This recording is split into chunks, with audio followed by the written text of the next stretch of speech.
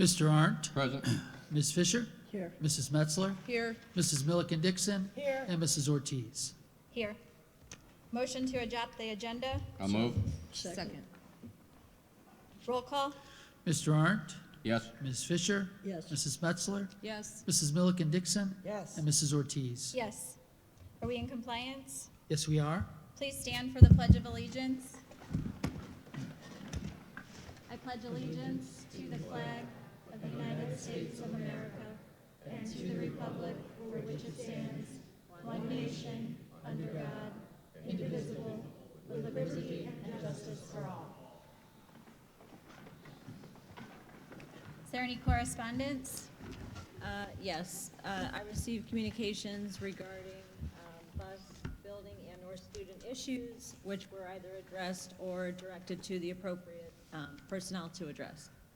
Mr. Lillie? No. Agenda modifications? Yes, we have a new, or I shouldn't say new, we have an addition to Q4E2, also an addition to Q4E4, a correction to Q4E4, an addition to Q4E6, and a new Q4E10. Okay, that brings us to our presentation from Ohio Rise by Meg Kellner. Yeah, so I would like to welcome Meg Kellner. Kayla Jones and myself are family liaison, community liaison. Had the pleasure of meeting with her. Meg serves as the care coordinator supervisor at Ohio Rise, and I've asked her to come speak this evening to talk more about the agency and the services that they have to offer since they are fairly new in the county, and I think that they can be greatly utilized. You guys can stay in your seats or go over here.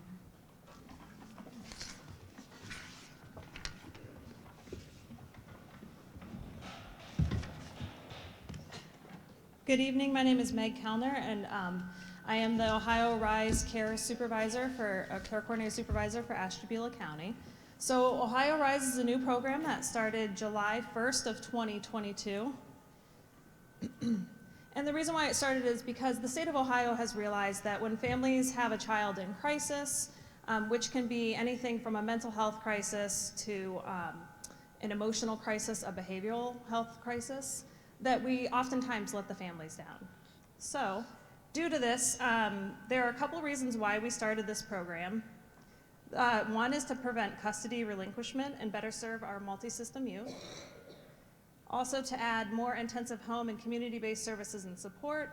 Family and youth are at the center with their voice and choice prioritized. The stakeholder engagement, transparency, and accountability, and then a shared governance model. And so I'm going to explain what that looks like in our next slide here. If I can get it to go. There we go. So the model that we used to have in the state of Ohio kind of looked like this honeycomb to the left. Children's services were separated, county boards were separated, schools, primary care, children first, family first councils, behavioral health providers, managed care organizations, so that's our doctors, and then also the local, sorry, I can't read it from here, the corrections in the courts. And so if you noticed, it's separated. And the concern that we had as a state and the concern that providers, healthcare providers and schools were bringing forward was that when we have something like this, we're often telling the parents, here you go, we give them the information, and we expect them to do it on their own. I always think of I struggle to sometimes remember to cancel a subscription, right? And so I'm not in a moment of crisis. But if my child is, it would be really hard for me to focus. So we've changed a philosophical change in the state of Ohio, and we've moved the child and the family to the center. And so then that's where you see this more of the Venn diagram and overlap of these organizations working together, but more importantly, that the child and the family are in the center. And so this is able to give us, this is where the care coordination piece comes in. Myself or members of my team get to work with a family. And so once they're given to us and they are accepted into the Ohio Rise program, then we can kind of start that care coordination services. There are 18 catchment areas, and we are actually that top corner So we actually cover Ashtabula County, Lake County, all of Geauga, and East Cuyahoga. So for families that are local, like I am, my children go to Ashtabula area city schools. I have family in Geneva City Schools. Oftentimes we see this and we think, well, what do you really know about Ashtabula County? Our entire team is based in our county. So we are able to access support. We are able to bring concerns to our state level, to ODM, to the Ohio Department of Medicaid, and also Aetna, who is covering the behavioral health needs. And we're able to reach out to our community and say, what do you need? So this is a really great thing. I've already got to meet with Geneva City Schools. I've got to meet with other schools.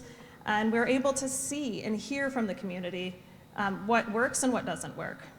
So it is a Medicaid eligible program. It's for children birth to 20 and 364 days.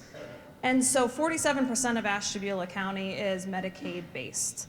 That's a large portion of our county. And so we can see that there is a need. Ideally, we want to reach 50,000 to 60,000 children and families by the end of the year. So that would be July 1st, 2023. And there are some requirements that do need to be met. We do a CANS assessment, which is a child and adolescent strengths or needs and strengths assessment. So not only do we look at the needs of the child, but we look at the strengths. Oftentimes when a child is in need, we talk about what they can't do. And we forget that it's a child, and there's a lot of things that they can do.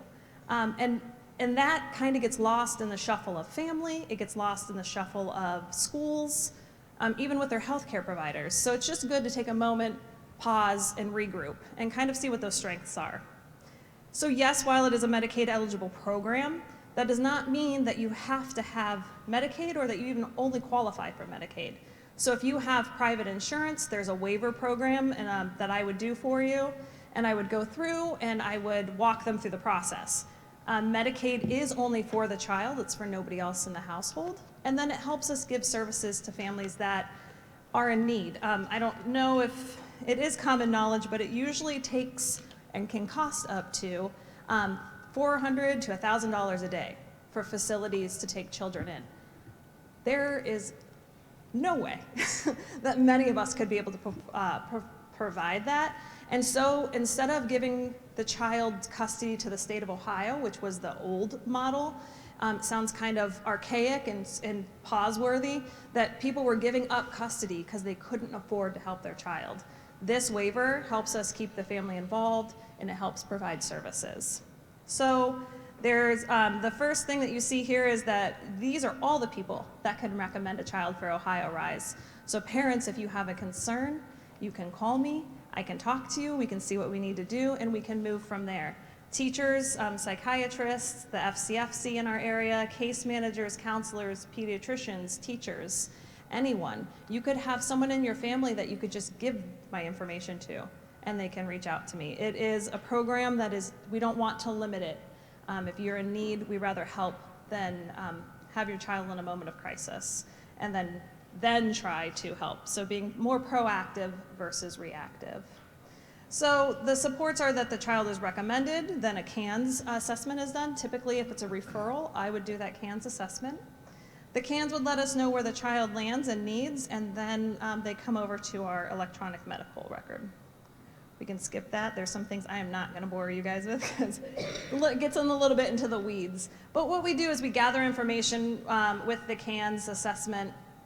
We see where they need it for RISE, and then we also monitor outcomes. So it is a program that every 90 days we are checking in with the child and we are seeing what their growth is, or we can show growth, or where we can see that there's a gap in care or needs. So this is the most important thing, I think, of the program, besides the support that we give, is the tiers. So tier 1, you would just stay with Aetna, they'll check in with you. But tier 2 and 3 is where my team and I come in and we would work actively with the community, with the school, with the family, with the child. I cannot stress enough that we are here for the child first. And so they get to say how they feel. They get to express what maybe they view as a crisis that parents might not understand what's a crisis, or schools or teachers or therapists kind of maybe can see it in a different light. So a tier 2 is a moderate level of care. We would be in contact minimum with the family 2 times a month. We like to get a face-to-face visit in just so we can kind of see. I don't know, Zoom is really hard to have kids engage. And so we like to do that. We'll meet them in the community. We'll meet them at 6 o'clock at a library. I'll walk a track with a kid. Whatever we need to do to kind of get everybody working together and just that connection. And then a tier 3 is our more intensive kids. These are usually our kids who have self-harmed recently, who have suicide ideation, or have unfortunately attempted suicide, who are in the legal system, who have been sexually abused, or are sexually overactive, or that actually are causing sexual harm or trauma to others. I always say that my team is very good. We don't ever place judgment as humans. We tend to place judgment, but our job is not to judge a family. Our job is not to judge a child. Our job is to make sure that there is help and support, and we can kind of take those taboo subjects and reach out and work with the family. So again, this is our center. This just developing a network that gets to help across the state of Ohio.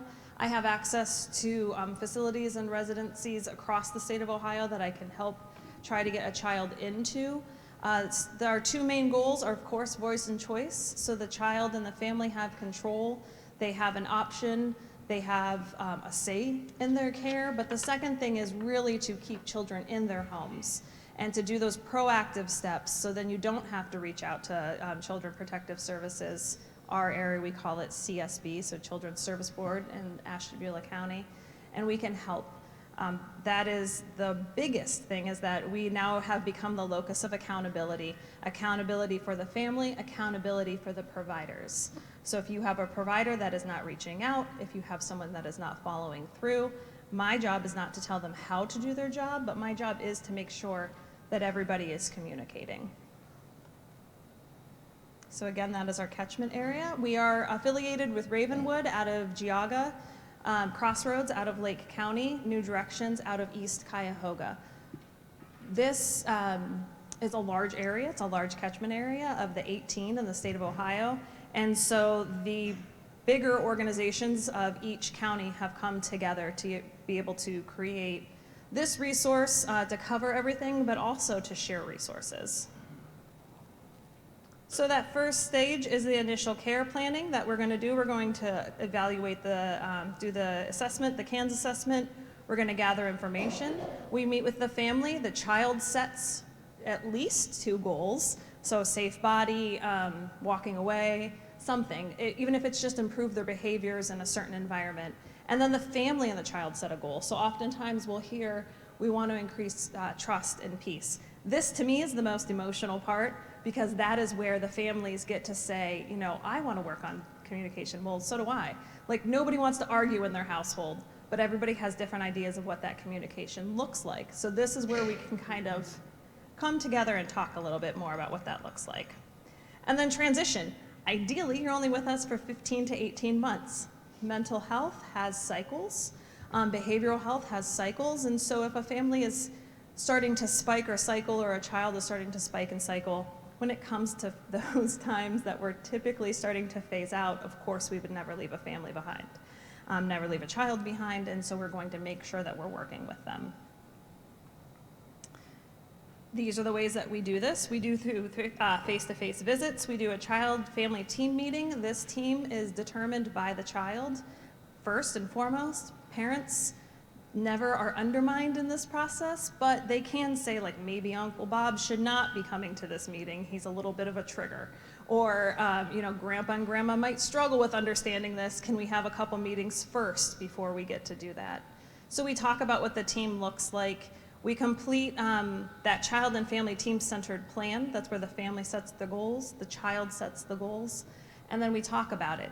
The purpose of the team meeting, though, is so if I say, you know, if Bobby likes to go fishing because it's calming for him, well, maybe, you know, their preacher, their coach, the neighbor, that someone that's with them can bring them, and then it gives the parent a little bit of respite, but it also creates a safe secured and agreed upon bond with another human. So that's always a good thing. Kids always need that interaction, and sometimes it helps for them to know that it's just not mom and dad that are, or grandma and grandpa, or whomever their guardian is, setting those boundaries. These are the expectations, no matter who you're with. So it just helps. We develop a safety and crisis plan that is then agreed upon with our clinical team. We facilitate those referrals and links and monitor the care. And then ideally we move to discharge and transition. Even if they're transitioning out because of their age, we make sure that they are not leaving another system without support. So we work with children in state custody, we work with children who are in foster homes, we work with children who are in facilities, and we work with children who are in private homes. We share our information for purposes of care coordination, and we also do telephone outreach. I am never, unfortunately, away from my work phone. I keep it just an emergency, even in the evenings. And so calls, texts, anything like that, we can be reached. And so that's what that looks like, our family and our child in the center, surrounded by their team. Truly, that it takes a village mentality. Mental health and behavioral health they're hard things. It's not easy to say if someone was abused. It's not easy to say my child is in a psych hospital right now because they tried to harm themselves. Those are things that, even though we try to think that we are a forward-moving society and we talk about it, to say it is a different thing. To experience it is a different thing. And so instead of kind of seeing those families get lost, we can circle and help. Again, that's just our another bring it home point of strength needs planning, our safety crisis, and our ongoing planning.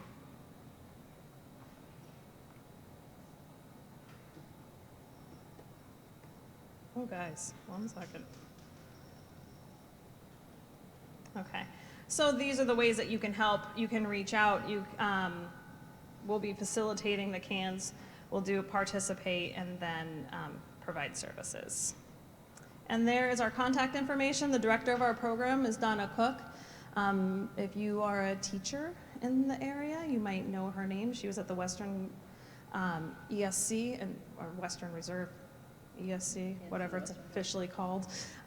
She's retired from that position now. This is her second job. This is her retirement job. And then there's my information. We also have a local hotline number. It's a little hard to see. I don't know if I can't bring it in too much. But we do have a local hotline number. It is it's 833-382-1576. And that phone line is manned by a supervisor from 8 to 5. And so if you ever need information, you can always call that number, or you can contact me. I can leave information. We actually have an electronic flyer that we can now send out, and we have new flyers being printed for our local area. If you can't remember any of that information, call Community Counseling Center and ask for the supervisor for the RISE program, and then they will connect you to me. And I don't know if afterwards if you guys have questions or if anybody has a question. May I have a question? Yes. So what is Aetna's role? So Aetna provides the insurance aspect of it. So say you have CareSource or Buckeye or any of the various, I forget how many there are right now actually, of Medicaid programs, you will still stay, the family would still stay with that for their dental, doctor, and visits. And then Aetna covers the behavioral health, mental health component piece. So you would get your insurance card and it would say that it would be Aetna and Ohio RISE for that. And it's just a billing agreement that they have. So thankfully families don't have to change anything. They're just enrolled. So why Aetna? Did they sponsor this? Was there a selection process? Yes, Just because, based on private yeah. insurances, because in fact, they're the lowest paying behavioral health. yes, aren't they the most? Yes, yeah, Aetna and I aren't the best of friends. So the question was, why Aetna? It's a great question. None of us really know why. I would have chose maybe CareSource to do this with Ohio Department of Medicaid, but The state of Ohio opened it up to a bidding process, and Aetna gave the best numbers. And so that's where we're at. As taxpayers, that's a great thing or not. I don't know yet. We are in the first year. So I will say I meet with Aetna on a monthly basis sometimes, or they'll have like well, it used to be a weekly basis, now a month every so basis. I constantly have a reach out line to them. So if I have any questions, any concerns, I can shoot it right up to them. And what has been shocking, in a good way, is that Ohio Department of Medicaid and Aetna have been very receptive. So if we have a question, if we have a concern, if we say this is not floating in like the real world, we have seen a very quick turnaround. And very quick turnaround in insurance can be forever, but it's usually about a month, and I'll actually see the change being implemented. So again, since it's a new program, it's really great to hear from local families, local entities, to see what we need. Huh? So they were the lowest bidder. Yeah, pretty much they were the lowest bidder. That is correct. And then if you have family members that are not in our area, I can still direct you to your catchment area and get you information for people like that, or if you live in a different county that wasn't listed. Any other questions? Yes. How many people do you have working with you in your catchment area? Okay, so in Ashtabula, the question was our catchment area, how many people are working? It's a very timely question. I just found out we're going to interview our 5th care coordinator. So care coordinators can have, if they're there's 25 people on each caseload. So once I start to see the caseload get full, or I am concerned, we are never going to overtax a system. That's where we do see breakdown. That's where we do see issues happen. And we have social workers that are working for JFS with caseloads that are entirely too big. And so care is, unfortunately, and they are working diligently to not make that happen, but it's hard. So I have 4 currently, almost all to full caseload capacity, so we're hiring a 5th. So if anybody's looking for a job, you can also call me for that, because we do need people. So we're hiring a new care coordinator usually every 3 to 4 months, which is excellent. Ashtabula County is, our reception has been fantastic, especially South County, which is where we do need more assistance. Sometimes there's lack of services, even more so in our South County. Any other questions? Okay. Thank you all. Thank you. Yeah, thank you.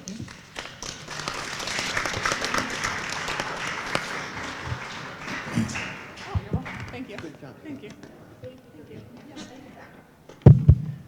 I just would like to thank Meg again. That was great information. And hopefully the community utilizes the resources available.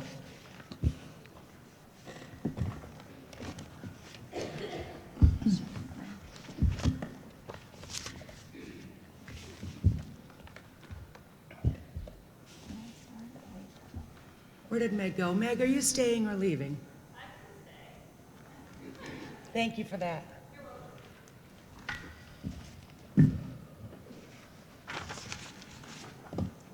Okay, last month we had a pretty lengthy discussion about Spire approaching us about the pilot agreement.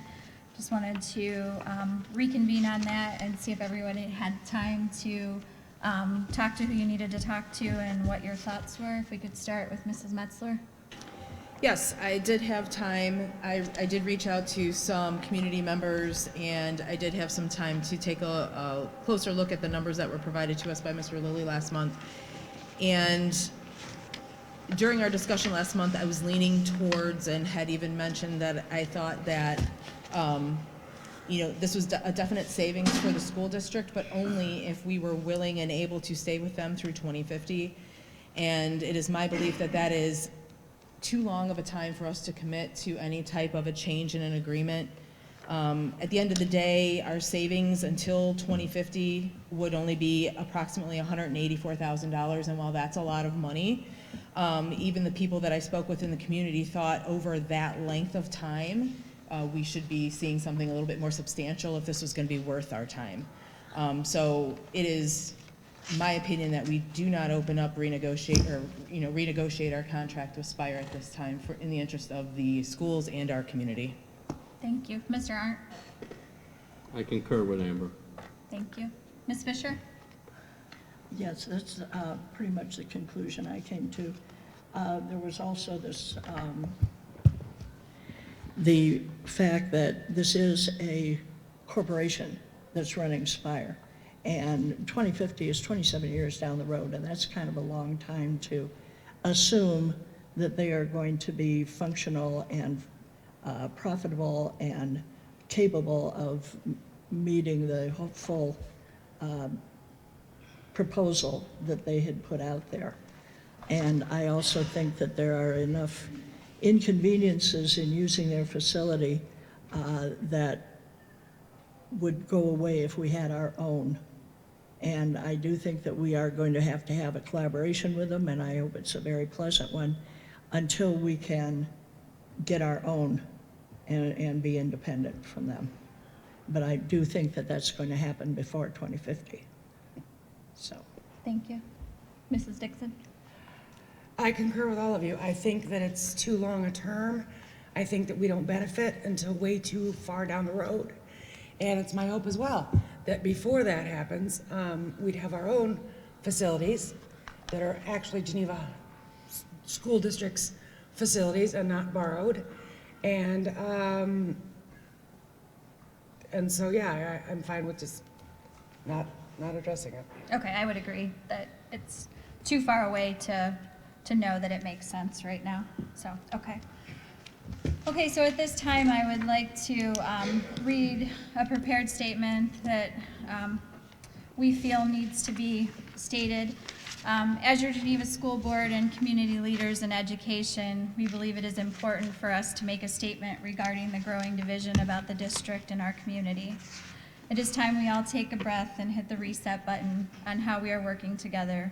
We must remember why we are all here, to serve and support our community students by providing the best education and school experience possible. 2 years ago, the board was tasked with hiring a new superintendent for Geneva. We had two main priorities: communication and accountability. Our primary goal was to improve communication as a whole, specifically from the superintendent to the board, but most importantly, from the district to the entire community. Dr. Hrina-Treharn has done a great deal on this goal. She has introduced Topic Tuesday forums to share the district's views on important issues in the community. Everyone is invited to attend these, and dates and topics are listed on the website. A broad community committee was developed for the portrait of a graduate, which was completed and is now going to be displayed in all of our schools. The strategic plan is starting now. Committees have been formed. It's going to shape the district for the next 3 years, and members who wish to participate were placed on those committees. A new bus route notification process that is based on a phone app and more convenient for parents after listening to the feedback from community members. A new monthly district newsletter that everyone can subscribe to and can be accessed on the district Facebook page. Daily updates and communications on Facebook. A staff spotlight to publicly celebrate some of our awesome teachers and staff members, in addition to a positive employee spotlight where the superintendent showcases top performers in the district on a monthly basis, as well as the Soaring Eagle program to highlight our staff and students and promote them on social media. And I know personally that these children love the Soaring Eagle. My daughter received it and she was over the top excited, and every child that's walked across this stage has had the biggest smile on their faces. Our second goal was to create more accountability for all to the performance standards and goals of the district, as well as following policies and procedures. Therefore, we asked Dr. Hrina-Treharn to create more accountability, and we have been and continue to be pleased with her work. Despite these efforts, we all know that more can be done, and we are working toward making more progress on this as a board, as is Dr. Treharn, the entire central office staff, and the vast majority of all people who come to work in our buildings for our district every day. We are all proud to be Eagles, and we must all apply our pride to positively shape the education and opportunities for the students in our community. Today, we are asking everyone to join us in being part of the solution to improving how we perform as a district, to embrace higher standards, stronger performance, and be willing to repair relationships that are not positive, but definitely could be. We will accomplish far more by working together. Our hope is we can make a simple choice to listen to each other, to hear each other's needs, and then build a great plan that will help all Eagles soar. May I would also like to. Excuse me a second. Oh, Mrs. sorry, Fisher, go ahead. Quite coincidentally, I wrote up something today to read tonight, kind of a different take on this situation. This is strictly my thoughts, my concerns as a school board member, but it is not the opinion of the school board. Yesterday, Valentine's Day, marks 31 years since my mother died, and 27th anniversary of my husband's funeral. It's become a day for me to think about what was, what is, and what will never be. It is also a time for me to assess where I am and what is going well and what is going badly. The worst thing in my life right now is my job on the school board. Geneva Area City Schools, in my opinion, is in a situation that cannot end well. Nor it will not, and it cannot. We're in an adversarial posture where there are winners and losers, with no one really talking to settle issues, and partial truths are being spread. The chances of coming together grow slimmer. We're being berated for everything we do. Even if we do something right, we're considered wrong. So let's think about this. According to the naysayers, Geneva is a school doomed to failure. They say we have teachers leaving, no one wants to work here, so we have gaps in our faculty. We're short on supplemental staff. We can't keep buses running. Students are not performing on their state tests. We're never going to get another levy passed, etc. This opinion is being touted every month at the board meetings, and now there are petitions, and I hear a Facebook page started to enumerate all of our sins. To me, this is a self-fulfilling prophecy. You know the old saying that if you say something often enough, people will think it's the truth. Let's say nothing changes and we fast forward 3 years. You've succeeded in replacing everyone on the school board. You've not renewed the superintendent's contract. You're ready to implement the new improved Geneva school system. You need a superintendent. Do you realize that Ashtabula has been looking for a superintendent for about a year now? They have done their own search. They have done a search through the ESC, and now they're using the Ohio School Board Association. But let's say you do find a candidate who suits you. Why would they want to come to Geneva? You know, thanks to your comments at the board meetings and petitions, or they know, and the Facebook page, that teachers are in a pre-rebellion state, students are underperforming and not passing the state testing, and the last operating levy is due to expire, and chances of passing another one are slim to none, and you will have a very vocal, opinionated public looking over your shoulder. Where are you going to find teachers and bus drivers? The word is out that Geneva is not a place you want to work.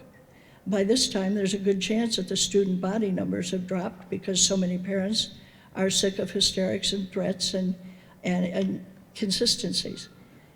You can really go out, can you really go out and say that Geneva is the new improved Geneva, come work for us? The good luck, and good luck getting a levy passed. It took 27 years to get the last one passed.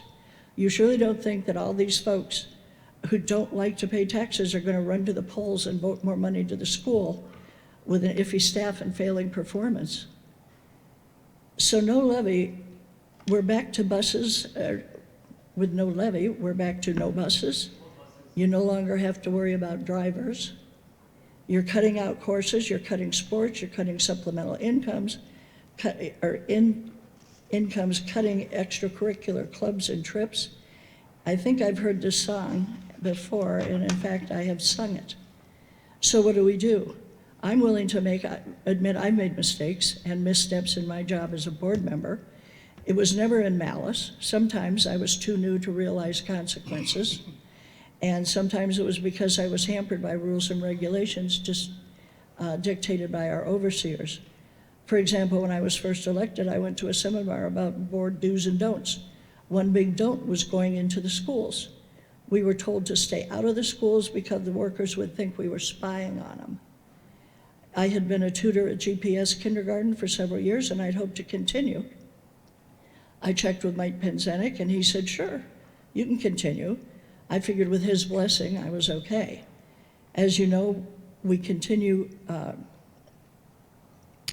we are not to react or respond or answer to any item that comes up in the hearing of the public. And as a school board, we're not allowed to meet more than one-on-one. The theory being that if 3 of us meet, it's a quorum, and we might be plotting some nefarious crime. It also puts us in the position that for many meetings and sessions that occur, we hear about them secondhand since we can't attend in person, and things fall through the cracks. So what do? I'd really like for all of us to spend the next month before the March board meeting to think about the path that we're on and what can be done to keep from going over the cliff. Maybe we can have some helpful hints instead of trash talk. In my 75 years, I have never seen as adversarial a situation as this, ending without 2 losers. Even the winner will lose, but the biggest loser of all will be the students, those who we say we're trying to help. Thank you. Mrs. Ortiz, I just wanted to ask, was that statement sent to me prior? I didn't get it prior. No, it was not sent to you. All right, I just wanted to clarify that. Thank you. I would like to also make a statement. Mine is much briefer than the other 2 that were made, but I would like to start off by saying that I am dedicated to this district. I anticipate this evening and/or next month there will be comments about a survey that was sent out to a number of local school districts as well as a petition that is being circulated. I am well aware. Let me say again, I am dedicated to this district. Furthermore, I truly believe if some individuals spend as much time as they have on trying to get me to leave as they have on coming together in the best interest of the community, our schools, and most importantly, our students, we would be in a very different place right now. So my hope moving forward is that everyone's efforts can be concentrated on our students and bringing the community together.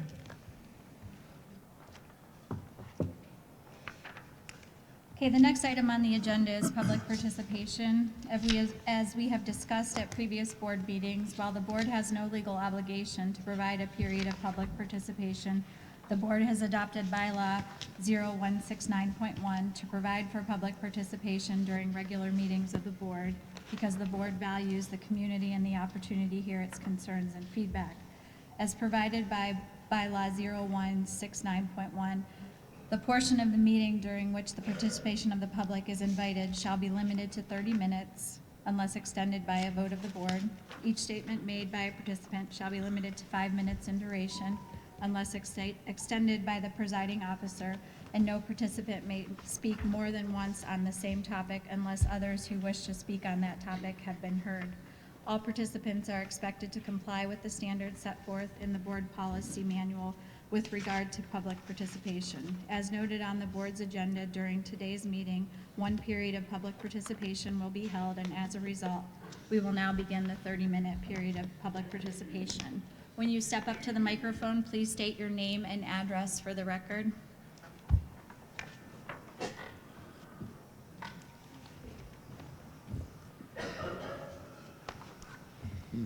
Amber, are you timing?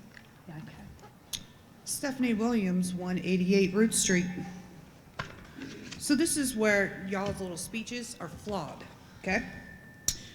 For the simple fact, in the news article that also came out today, where our lovely superintendent wants to say that basically she didn't have all the information, didn't know, which is a lie. Where else is it? That you thought the meeting with the NAACP went well. Are you delusional? After 45 minutes, the NAACP left because you show nothing. You don't care. And for you to sit here and you make comments about that you didn't know everything, that, oh, and you made the comment about that it should be the principals in the buildings. Are you not the superintendent? So if it's not being taken care of at the school, shouldn't that be your job? I believe so. And why is it left upon our principals all the time when obviously there's an issue? And then you sat there and you said that you guys made phone calls to the parents. When? I talked to you one time when this first started. Haven't heard from you since. And then on top of that, I thought we had a zero tolerance policy. So explain to me why the same exact children that were suspended 2 weeks ago for racial slurs are now in trouble again. Today, my daughter was called a monkey. Guess what? What are they gonna do? Be suspended for 3 days? At this point, they should be up for expulsion. Or the same kid that wanted at the basketball game wants to repeatedly throw the N-word out is the same kid again that got in trouble. Or another kid on Friday that is prior to when all this came up at the last board meeting that was suspended. Guess what? He did it again. So these same children want to repeatedly do this. It's not right. And let's see, my mind's going really fast, so I'm forgetting a lot of things right now. What else was there? Let me think. Oh, yes. And tomorrow we have a meeting again with the NAACP, the FBI, and the Ohio officials, because you don't care. Hence to the NAACP have already dealt with you at the last school district that you were at for racial problems. You are the problem when the principals have nothing left to do. They're out of options. And then what I find is funny is about 2 hours ago on the Geneva page, it was posted a little thing about Black History Month. Get out of here. What is the date today? Black History Month started the 1st. And then my daughter wears the African flag to school, and I get messages from her teachers telling her to take it off. Absolutely not. My daughter will wear that flag proudly. And another thing, at the end of the day, when this is all said and done with, yes, Geneva is about to be used as an example for this problem. And you're being targeted for the issues from the last school and this school since you don't want to do your job. I promise you, I will make it so you will no longer be our superintendent. And if you need proof that when my word is bond, go look at those door barricades that I raised money for.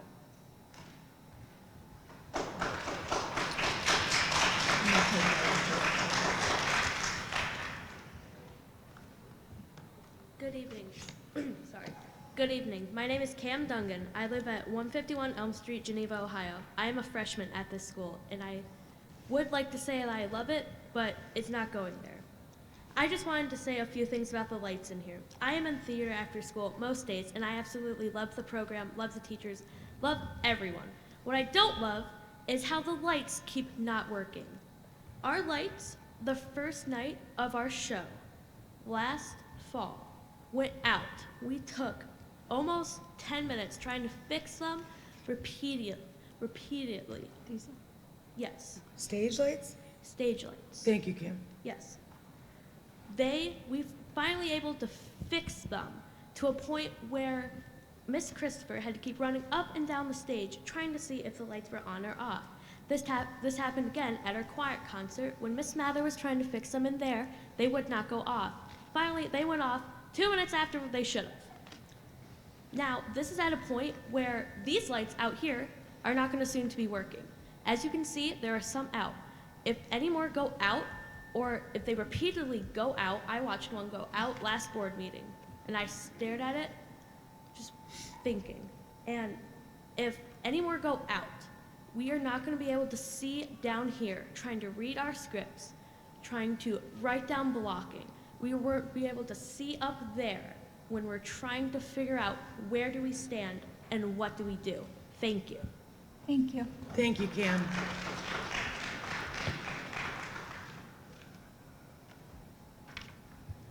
Abigail Williams, 106 Elm Street. What I have to say is very brief. I just want to reiterate for the 1000th time that the community is watching and the clock is ticking. I don't know if you read the Gazette article that came out yourselves, but the more time that passes without any kind of acknowledgement, let alone any action, about how poorly your meeting with the NAACP went, the louder your silence and ignorance speaks. Our community's children deserve safety and respect at the bare minimum. The bar is so incredibly low at this point, and you are nowhere near reaching it. Thank you.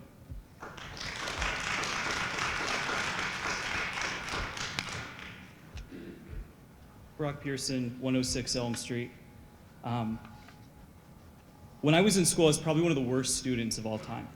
And when I left school, I had to reconcile a big issue, which is I either had to reconcile my behavior and come to terms with communicating with people, whether I wanted to or I didn't want to. Whether I was angry or I could take a pause and I could engage with those people I don't even agree with. There are two people in this room right now, we don't really talk about what we do, but work on cases that are worth $10 million or above, fighting large Fortune 50 companies. That's how we make our living. Two in this room, their families are here. My biggest point that I want to make is one of the things that I wasn't taught and one of the things I could take from leaders, like the people sitting over there and the teachers behind me, and those that aren't here because unfortunately, if they were to be here, they would be missing a job duty and would be reprimanded, was that when I am accountable for letting someone down, somehow it is their fault. You had someone here talking about living in crises. I don't care how many times you tell me you are doing your job and I don't understand how hard it is. I appreciate the work you do. I don't appreciate that we're talking about the Spire agreement. You guys are talking about how you guys wish you had the money to do it. Your $1.8 million evaluation and bid on a building off of here doesn't say, I really want a football stadium to the people in this room. And if you believe, honestly, in your heart of hearts, that I'm just picking on you, ask them.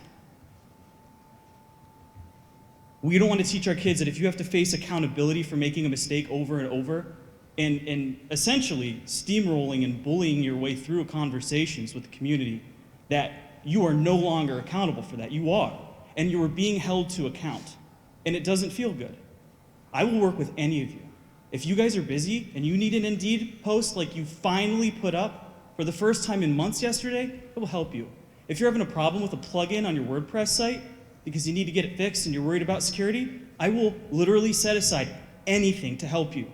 I am one person in a room of people. We can work together on different political parties, on different beliefs. I shouldn't have to come up here and repeat what leaders in our community are saying. I shouldn't have to come up here and repeat what a black person says, so they're taken seriously. These are not lessons that we should be having to teach you. You are a board of education. I do not come up here to berate you.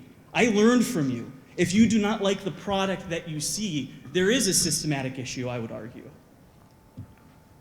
This Gazette article bled an issue that issued in Rootstown, where they said the same things. This is a purely symbolic relationship. And now we have the same thing. We have gun threats that are in phones that haven't been reported to teachers. You're going to tell me that there are credible threats of violence and we're going to say they're not credible? Based on what? How do you come and tell these people, this is what your kids are worth to me? I don't think it's credible. Show up for school. In an environment where yesterday marked the 5th anniversary of one of the most deadly school shootings that has existed in all time. You have people here that have raised money for you. And you're going to say, look at all these problems, be part of it. Well, some of these people helped raise $65K. One of them sitting on your board to help barricade doors in. And then go through training with law enforcement. And you guys drag here to protect it because you guys play victim. All while you don't listen to black voices and amplify them because guess what? There's a little bit of a targeting problem going on. And I shouldn't have to come up here as a 30-year-old white dude with my pregnant partner and have to teach you guys how to post on Indeed every time. If you find that somehow that is a beratement, I'm telling you, it is me, this whole community, aware that you don't have the credibility to accuse us of being the problem right now.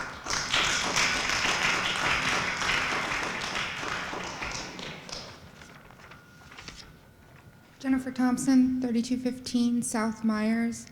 I had a whole statement right now, but I'm not going to read it. But the first thing I'd like to address is I see the calendar is on the agenda today. When we go over that calendar, can we not schedule conferences and board meetings in the same night? Again, it's difficult for parents to get to and from. I have kids in 3 different schools, and it's impossible for our teachers to be here. And if anybody is supposed to be here, it's our teachers. Mr. Mullahan probably ran around like a crazy person today to get here on time. So that's a scheduling issue. The next issue is busing. For me, busing means if we don't have it, I can choose between my kids coming to school and getting an education or my special needs son getting to his appointments and therapies. For other parents out here, it's do the kids get an education or do they keep a job? Our busing is a huge issue. I read currently on the posting that you will reimburse up twice. Why can't you sign a contract with bus drivers and if they quit, they have to reimburse the district so they get the payment up front to afford a CDL? I don't know if you know the cost of a CDL, but up front it is expensive. My husband has a CDL. What you're offering is not worth him driving for the district. He doesn't even use his CDL driving right now and makes twice the amount of money, easily. Those things need upped. Nobody's gonna use a $3,000 license, pay $100 every year to get a physical to drive for no money. They're not gonna do it. The next issue is bullying. These ladies discussed bullying on a racism level with you. There's bullying in our middle school, ridiculous amount. My daughter emails me 2, 3, 4 times a week crying, please come get me from school, I don't wanna be here. She missed 10 days of school because I couldn't force her to come to school. She's not a black child, she is Hispanic, but it's not a racism issue, it's a bullying issue. Mr. Mullahan can only handle so much, Dr. Treharn. You have to step in at some point. We have a zero tolerance, supposedly. My son has hit 2 children and been suspended from school once. I think he should have been suspended twice for 3 days, and he's my son. It is unacceptable. Zero tolerance is zero tolerance. The kids need consequences. I don't care if they have an IEP, I don't care what they have. Do better. Our kids don't want to come to school. How do we force them to school when they're being berated by other students? But I'm sure that you don't understand that because you just bullied all of us into not coming up here to speak because we're berating you. So how do we expect our students not to be bullies when you're all trying to bully us to shut up?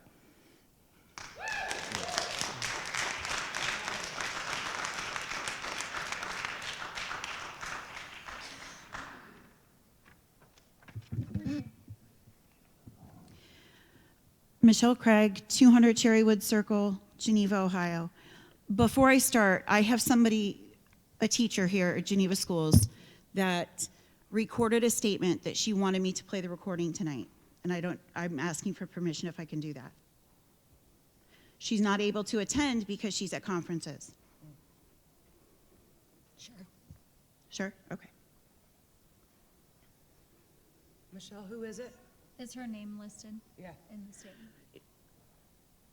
I have the written one here. Her name is listed in here. It's Mrs. Nespranko. Mrs. Franco? Nespranko, Stacy Nespranko.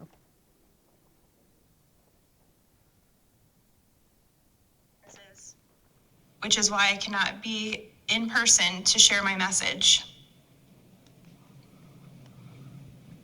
Are you aware that Mr. Deering has been out of the classroom since December 12th, 2022? It has been 38 instructional days since the students in Mr. Deering's government classes have been taught, with his elective classes of psychology and sociology being affected as well. In this case, keeping Mr. Deering out of the classroom during this lengthy investigation has compromised the educational impact Mr. Deering has on his students. With that being said, when ongoing investigations take place, a consistent and effective plan must be implemented for the benefit of all parties involved. The Geneva leadership has failed in this area. It is my observation as the history intervention specialist at Geneva High School that Mr. Weatherholt and Mr. Markajon have done what they can to make a difficult situation better with the current ongoing investigation that involves Mr. Deering. To my knowledge, the process of this specific investigation is one that no other administration has had to deal with for such a lengthy amount of time here at Geneva. Sure, we have had teachers take long-term time off, but those teachers had full access to the resources within the building and had a specific amount of time in mind while planning for their leave. It is my understanding that Mr. Deering is out on a day-to-day basis with no access to Google Classroom and has limited access to email and school-related materials. This plan in place is not working, and it is having a negative effect on both the students and Mr. Deering himself. As assistant principal for the high school, Mr. Markajon has had the taxing job of entering grades for Mr. Deering's students. Even though this may not seem like a difficult task, keeping track of 150 students and their daily assignments can become very overwhelming, while he is also expected to perform his daily administrative duties. As principal for the high school, as soon as Mr. Weatherholt realized the current investigation would take longer than the others have, he made steps to improve the educational process. He has made multiple attempts to get someone into the classroom to fill in for Mr. Deering. He brought in a full-time sub who has a background in history to help supplement the learning process. Unfortunately, that sub had to remove himself from the position for personal reasons. Mr. Weatherholt has placed another full-time sub in the classroom who is able to help keep some consistency in the class for the students. However, the students are still lacking the education they need from a qualified government teacher. To no fault of anyone within the high school, Mr. Deering's classes have become a self-taught classroom. The students are not being educated to the best of the Geneva Area City School standard. A better plan must be implemented for future investigations, and something must be done to bring a regular education teacher back into the classroom. The education to our students needs to be a top priority. There must be a conclusion to this investigation so we can all move forward. Mr. Deering is the POD teacher for 104 of the 128 students taking a government class this year. With that in mind, in a few short weeks, 81% of the junior class will be taking the government state test with no proper education since December 12th, 2022. Those working to help keep these students afloat during this process have done what they can, but something better must be done. As a board, please do better to improve this entire process, as the Title IX investigation process seems to be the new trend. We all want our students to feel secure in their surroundings and feel able to report issues that occur. If an investigation is required, the educational process must not be compromised. Thank you.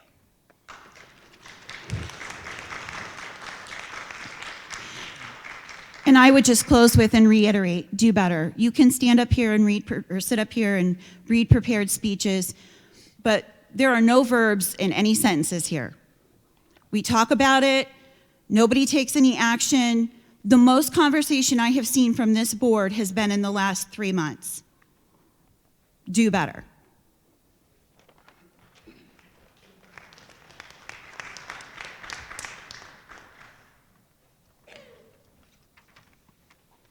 Good evening. Jack Dubsky, 142 Lockwood Street, Geneva, Ohio. Excuse me. I was going to sit quiet today until Miss Ortiz read that beautifully, probably expensively prepared by our district legal team speech in the beginning of the meeting. I wonder how much of that, was that done by the attorney, or did you take your time and write that, Miss Ortiz? It was a collaboration. Collaboration. So my tax dollars paid for your speech tonight? Yeah. Yeah.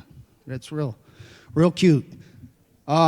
I was going to be quiet tonight until you guys read all that stuff, and you basically wrote those speeches, and like you're gaslighting everything on us. Okay? You're the biggest bully in this district, Dr. Treharn. The biggest bully.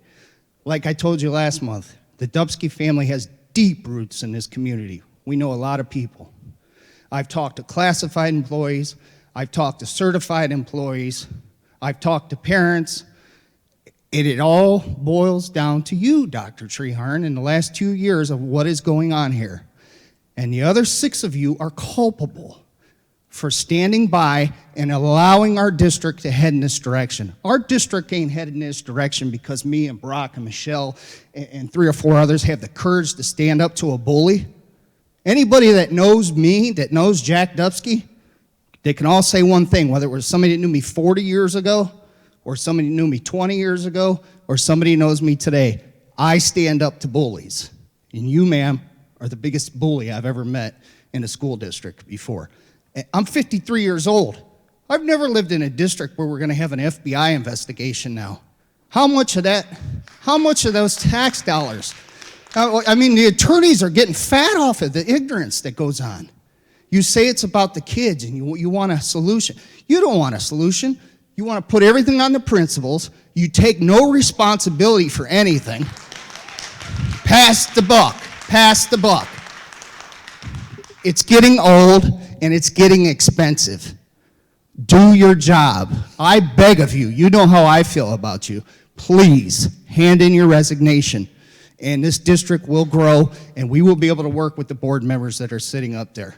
And since you didn't do it, Dr. Treharn, I want to take a minute. Let's recognize Joe Cooper. Today is National School Resource Officer Recognition Day. And I'll tell you what, we got one of the darn best ones here. I knew Joe when he was out patrolling the streets.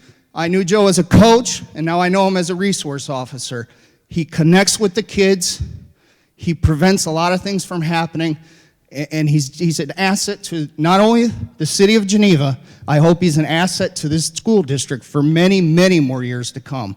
My son, the youngest, is only in first grade, so Joe, you can't retire for at least another 11 years. So I wanted to take a minute and recognize him, since you must have forgot about it. Or maybe you put it off on the principals to try and do it, or I don't know, but nobody up here recognized them. Thank you, Joe. Do better.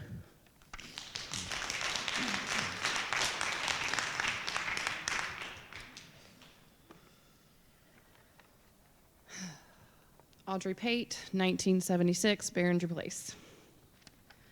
I'm with Jack. I wanted to come and stay quiet. You make it impossible.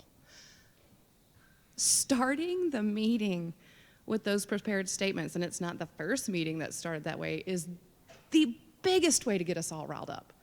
It is full of false statements. Full of them. Almost every single one of Mrs. Ortiz's was just bogus. More can be done. You're daggum skippy, it can be. You want to be here for the students? You've got 23 and 24 kindergartners in one classroom after not going to preschool, probably. I hate bringing COVID up as excuses, but these kindergartners have no idea what they're doing or what they should be doing because they weren't given the preschool opportunity. And you expect one teacher to be able to manage 23 students with varying behavior, varying abilities. It is chaos, and it's not their fault. They are doing phenomenal. They are more patient than anyone should be expected to be. If you want to do more, you figure out how to get some staff in these buildings full-time, all the time, and downsize those kindergarten classrooms. No one should be expected to teach that many 5-year-olds. What else did you say? You're hearing our needs? That's a need. You've heard about it since the beginning of the school year. There is not a good solution. The one right now, and I am grateful for the work, is so temporary, and it is causing rotating doors in those kindergarten classrooms, transition times, them leaving the classroom for 30 minutes at a time between walking down the hall, getting to where we need to be, setting up assignments for that room, and then getting back. I don't know that it's super beneficial. It's better than nothing, I'll give you that. It's better than nothing, but it is not the best solution. Your employee spotlights and your Soaring Eagles, they're fantastic, don't get me wrong. It's a super sweet gesture, but it is crumbs. It is tiny in comparison to what you could be doing.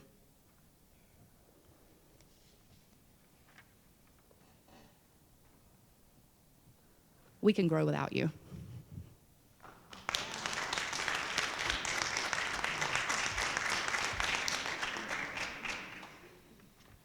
Abigail Lechner, 1602, State Route 307. I would just like to say, from kindergarten to 8th grade, I love this school. I still do. But my freshman and sophomore year were highly impacted for multiple reasons. 1, bullying.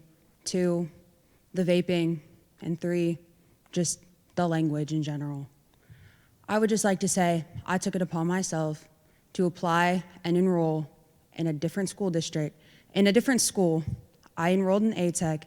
I know Geneva is still my home school, but I would just like to say all of the bullying that goes on here does not happen at my current school. The tolerance policies is 0.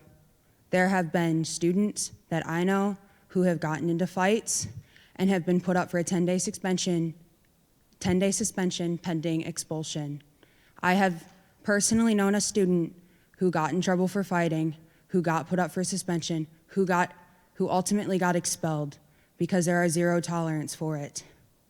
And the vaping issue is a whole nother issue that I personally have not done and personally will not do because of what it does to students, what it creates in students. It creates a habit.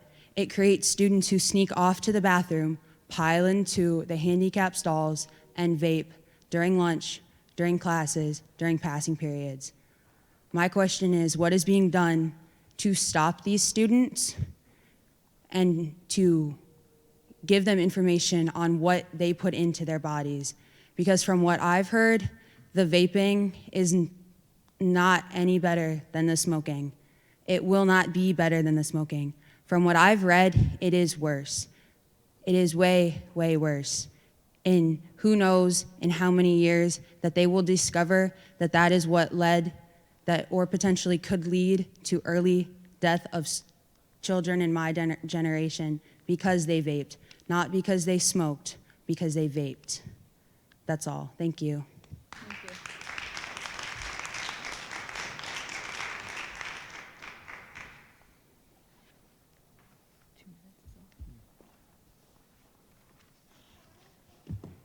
Okay, at this time, we're going to have a presentation of the 2023-24 draft calendars. And it has been brought to my attention that the conferences and a board meeting are not on the same night for next year, on either draft. Correct. Oh, good. So there are 2 drafts that I will briefly talk about after asking for input from various groups and meeting with the other superintendents in the county. It seems to be split predominantly again with the start dates, which then impact the end dates. Everyone's Thanksgiving and winter breaks are very similar. Spring breaks right now seem to be identical. Again, the biggest difference was in the start and end dates. So on one of the drafts, the first student day is August 30th, which would make the last student day June 5th. And on the second draft, the first student day is August 23rd, making the last student day May 29th.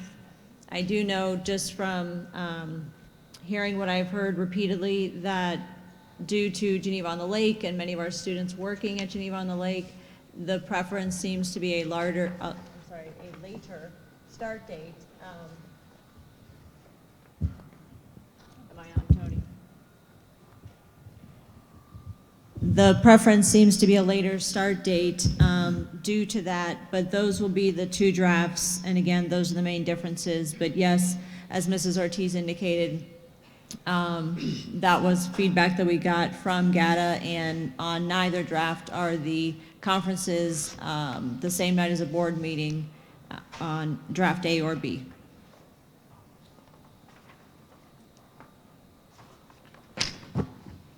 So can you tell me the process then? So these 2 drafts are going out to the staff at this time and they weigh in on, okay. Yes. Yep. And then one of them will be a recommendation on next month's board agenda. Dr. Treharn, do we have, I shouldn't say that like that. I apologize. I spoke to Mr. Weatherholt, and so my understanding is that we will have a graduation date by the time these drafts are up for vote.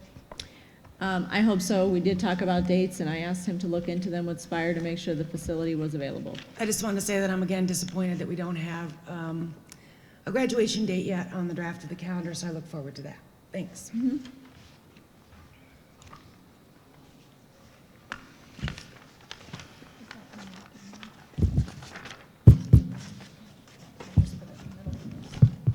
is it working? Okay, all right. I can just make it. I think it's working. Oh, that's too close. That one's squealing. Oh, yeah. Okay, we need a motion to approve the minutes. I'll move. Second. Any discussion? Roll call? Ms. Fisher? Yes. Mrs. Metzler? Yes. Mrs. Milliken Dixon? Yes. Mrs. Ortiz? Yes. And Mr. Arndt? Yes. A motion to approve the treasurer's financial report. So moved. Second. Discussion? Or do you I wanted to note just a couple things on the financials. As I think everybody knows, the property tax bills went out late this year due to some software problems and finalizing tax charges in the county auditor's office. The county treasurer requested a tax due date extension from February 15th to March 1st. So that means that collections lag a little behind. So at this point in time, we've had 2 advances on our real estate tax collections. We've received a little over 948,000 to date. That's compared to over 2.7 million last year, 3.4 million in 2021, and 4.15 million in 2020. So it'll catch up eventually. It'll just take a little longer on collections than normal. So we're running about 65% less than 2022. On the school district income tax side, we just, at the end of January, received a distribution.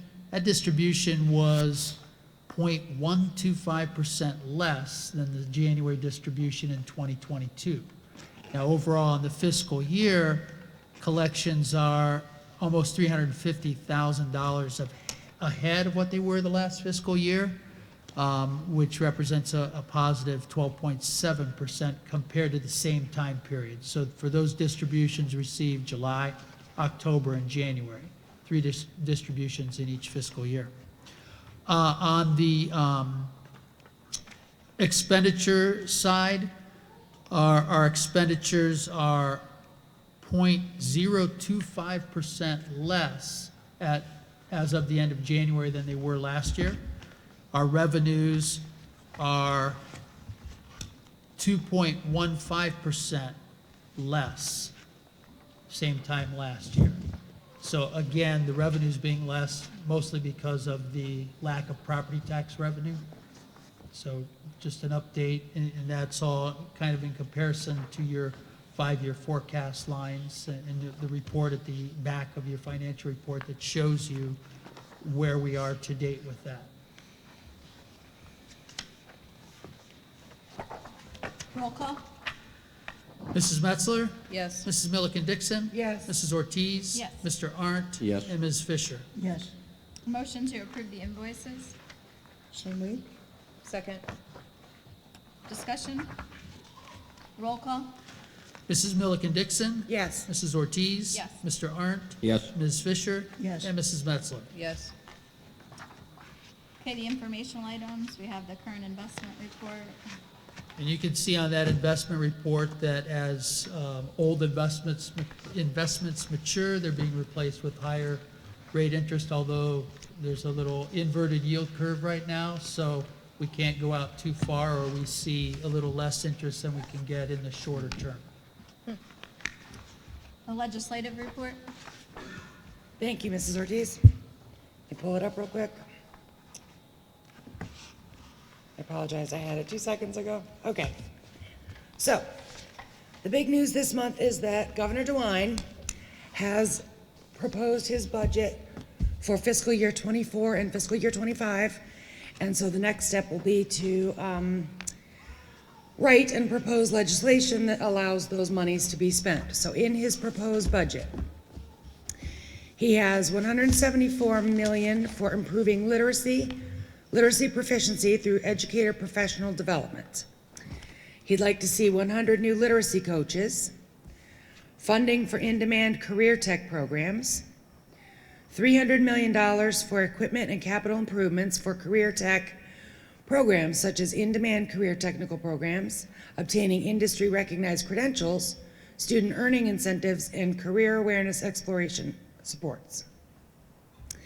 He'd like to see CCP funding increased by $15 million to include programs to train teachers to teach college-level courses at the high school, as opposed to now, I believe all of the courses would go to Kent or Lakeland, the students do, and so this program would allow teachers to teach them here in the building or other high schools, etc. He'd like to formulate a new state agency called the Department of Children and Youth. This agency would provide monitoring of the physical and emotional health of mothers and children. It would provide early identification and intervention for children and parents with mental health needs. He'd like additional funding for SROs. So we'll give Officer Cooper a raise. He'd like to continue the Fair School Funding Plan, and that's the plan that our Dr. John Patterson, excuse me, has worked on and been a proponent of for many, many years. He would like to, again, Governor DeWine would like to expand the Ed Choice Voucher Program by increasing the required income to 40% above poverty and add up to $1,000 per student and $3,000 per family who qualify to attend charter schools. And so, again, legislation to enact these budget recommendations will start to be heard in committee March 1st. So I'll keep you updated. Thank you all. Thank you. The ATEC report? Yes. We have not had the February meeting of ATEC yet. However, there is plenty going on. Tomorrow, the 16th, is the annual spaghetti dinner. It'll be from 4:30 until 7 in B building. Cost is $8 for adults, $7 for senior citizens, and children under 12 will be $6.50. The junior culinary students will be preparing the meal. Tomorrow is also the parent-teacher conference night, so hopefully that'll be a boost to the dinner attendance. ATEC is looking into partnering with local facilities to give the students more insight into future careers and, in some cases, pre-graduation experience. BWXT is the latest facility. They make parts for every U.S. Navy submarine and aircraft carrier. They will be willing to let our students shadow for a day, and they're very interested in having us as a resource. We're meeting with the, I believe it's pronounced the Bayer Group, to initiate new facility study. They worked on the campus in 2006 and will be updating their drawings with a new proposal for additional space, since so many of our programs are backlogged. We have probably twice as many applicants for the welding program as we have welding booths. So we do need to update and upgrade the space facility. And last week we hosted 122 freshmen and 15 sophomores for the Career Tech Exploration Day, where they get a glimpse of what's available to them in ATEC when they hit the junior level at school. So that's it for ATEC. Thank you. Next, we have representatives here from the Academic Boosters, Athletic Boosters, and Gamba to give an update for their group's activities. So first, we have Jeff Griffiths, who will be talking about the Academic Boosters. And I also asked him, when he's finished with that, if he can talk about the Safe Routes to School grant to provide some information, as we would like to apply for that again this year, but there will be a few differences. Hello, I'm the current president of the Geneva Academic Boosters Club, Jeff Griffiths. As you know, the mission of the Academic Boosters is to promote, encourage, and recognize academic achievement, to foster academic improvement, and to inspire academic excellence of students in the Geneva area city schools.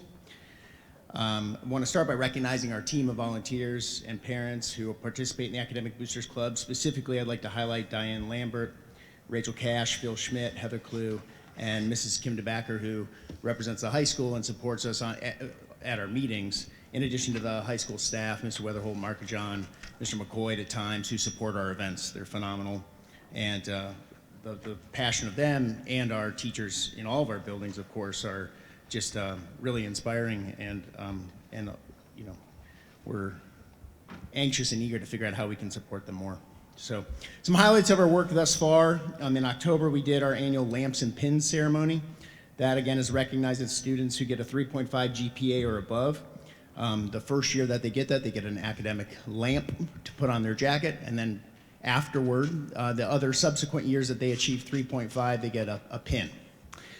This past year, October, we had Rebecca Cybalski, an alum who presented via Zoom. She works at Nationwide Children's Hospital in Columbus. She was phenomenal.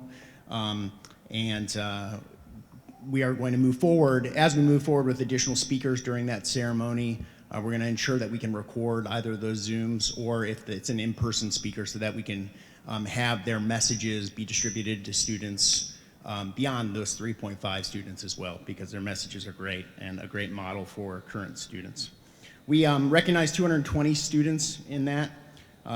Current sophomores, again, all that recognition is for the previous academic year. So current sophomores for their freshman year, there were 72 that got lamps. Current juniors for their sophomore year, 78 total, 15 lamps and 63 pins. And current seniors for their junior year, 79 total, 22 lamps and 57 pins. So we have some new things we're trying to do with the academic boosters to expand our work. And one of those proposed changes that we're looking at is to have an academic letter that you will get, and to have a more deliberate tiering of recognition for our students. We find in talking to some of the students and parents that the pins, you get a pin your second or third year, or when you're graduating, do you really use it or do anything with it? Does it end up in a drawer? So we're looking at changing to an academic letter you'd receive for a 3.5, and that would have a lamp on it. Then a lamp for your second year of recognition. Year 3, having either a pin or a chevron or something you can have on your jacket.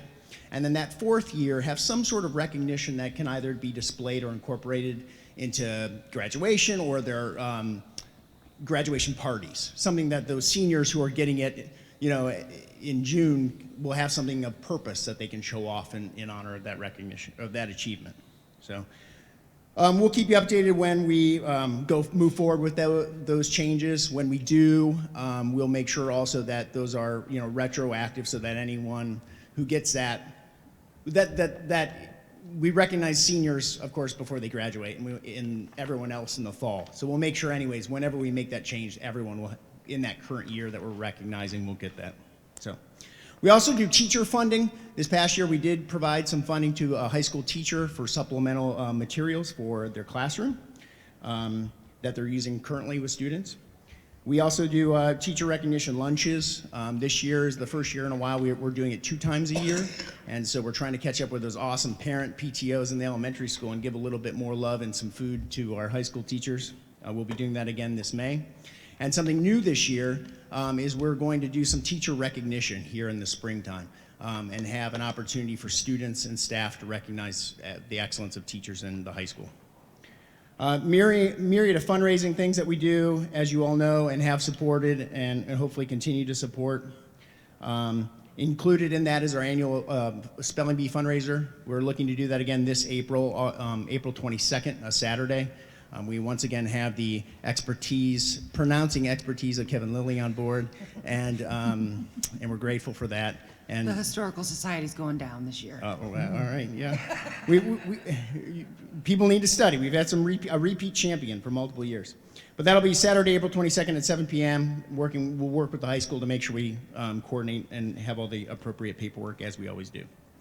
We'll also do end-of-year awards. We do scholarships, 10 academic scholarships, an Outstanding Writer Award for juniors and seniors. And we also administer 2 scholarships on behalf of other groups. So alumni group that does the Spirit of Geneva Award, and the Bob King Scholarship that recognizes students who aren't often recognized each year. That'll happen again this spring. Again, big shout out to Mrs. DeBacker, who does a ton for our group. We're really grateful for her.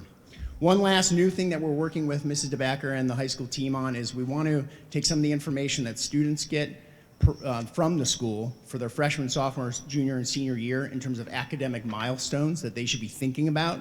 And we want to get that information out to parents and put those in almost annual, yearly guides so that each year in the high school, you're getting something as a parent that shows you those benchmarks of things and opportunities that you should be going after. And we see that currently as a gap that we think we can help fill. So, yeah.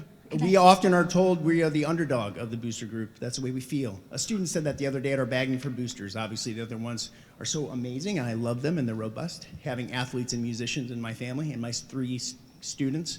But we will keep being the underdog and trying to support academics the best we can. Your idea with the tiering, is that done in other districts? I like that idea, but is that with doing the letter and then the lamp and then something else and something else? Is that something that other districts do currently? I'm not sure. We haven't done any modeling in terms of other academic booster groups there. Okay. We know that other academic groups have done academic letters. That is a thing that we know that is done with the specific. You're in the beginning phases of this? Yeah, I mean, we've heard from parents. We've talked to Dr. Hrina-Treharn about it. We've talked to some other folks about it, and feel confident we're going to move forward with it. You know, for us, that recognition of a letter for a 3.5 GPA your first year from academics is a pretty profound thing, and that could be the only letter that that student gets in their high school career. Or that might be the first letter that they get, but then they don't get a music, or they don't get an athletic one until their senior year. And so we want to provide them with that recognition that, again, is the central focus of the school district. Yep. Okay. And we think a proud achievement to recognize. Thank you. I love that, Jeff. Thank you. Yeah. So on that topic, have we spoken to Sports and Sports? I know we were going to talk to Sports and Sports about the jacket situation. Have we done that? No, there's been no decision on that. Okay, thanks. All right, academic boosters hat off, Geneva City Council hat on. So, you know, back in 2021, the school district and the City of Geneva and Geneva Township and Geneva on the Lake worked together to develop a school travel plan through the Safe Routes to School program. That grant was awarded to the City of Geneva to build that collaboration. We built that school travel plan to focus on, at the time it could only focus on K-8 schools, so we focused on primarily the middle school and GPS, as they had the most students within a 2-mile radius who had the potential to really benefit from walking and biking and thinking about that safety. So that plan was created. Once you create that plan, you are eligible each year to apply each spring to the ODOT Safe Routes to School funding for either infrastructure projects and or non-infrastructure projects. Last year, the City of Geneva, as part of the collaboration as the lead entity, applied for an infrastructure project to upgrade the intersection at 84 and Sherman. We didn't get that grant, unfortunately. But those funds for infrastructure dollars, you can get up to $500,000. It doesn't require any local match. And so there's great benefit to going after those each year. So we have talked to the stakeholders this year, reviewed the school travel plan, and one of the biggest priorities out of that school travel plan when it was created in 2021 was the dedicated biking walk path down Austin Road, going from GPS, going toward the mobile home park.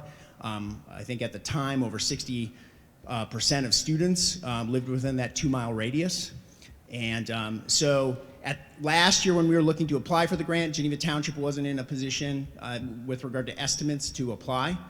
But because, as you know, Geneva on the Lake has applied through the Appalachian grant for that dedicated bike and walking path, we have quotes, it's been spec'd out.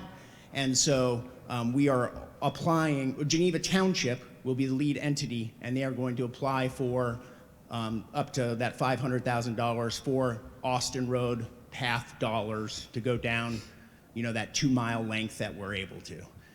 So again, that deadline is March 3rd. I talked to Dr. Treharn briefly about that to get a letter of support as we are getting from all the varying entities, but Geneva Township will be the lead entity since the path sits within their jurisdiction. Jeff, And then, when Jeremy Schaefer spoke to us about that, there was concern about maintaining it. Could any of the monies from that grant go toward the maintenance of the path?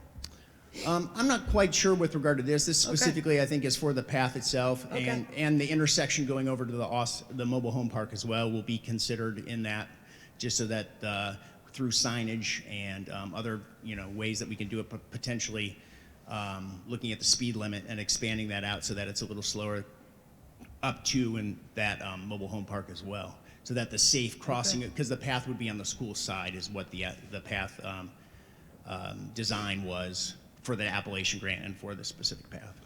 So I know that was a concern for offering that letter of support from some of us, and so I just wanted to Yeah, I mean, double check on that.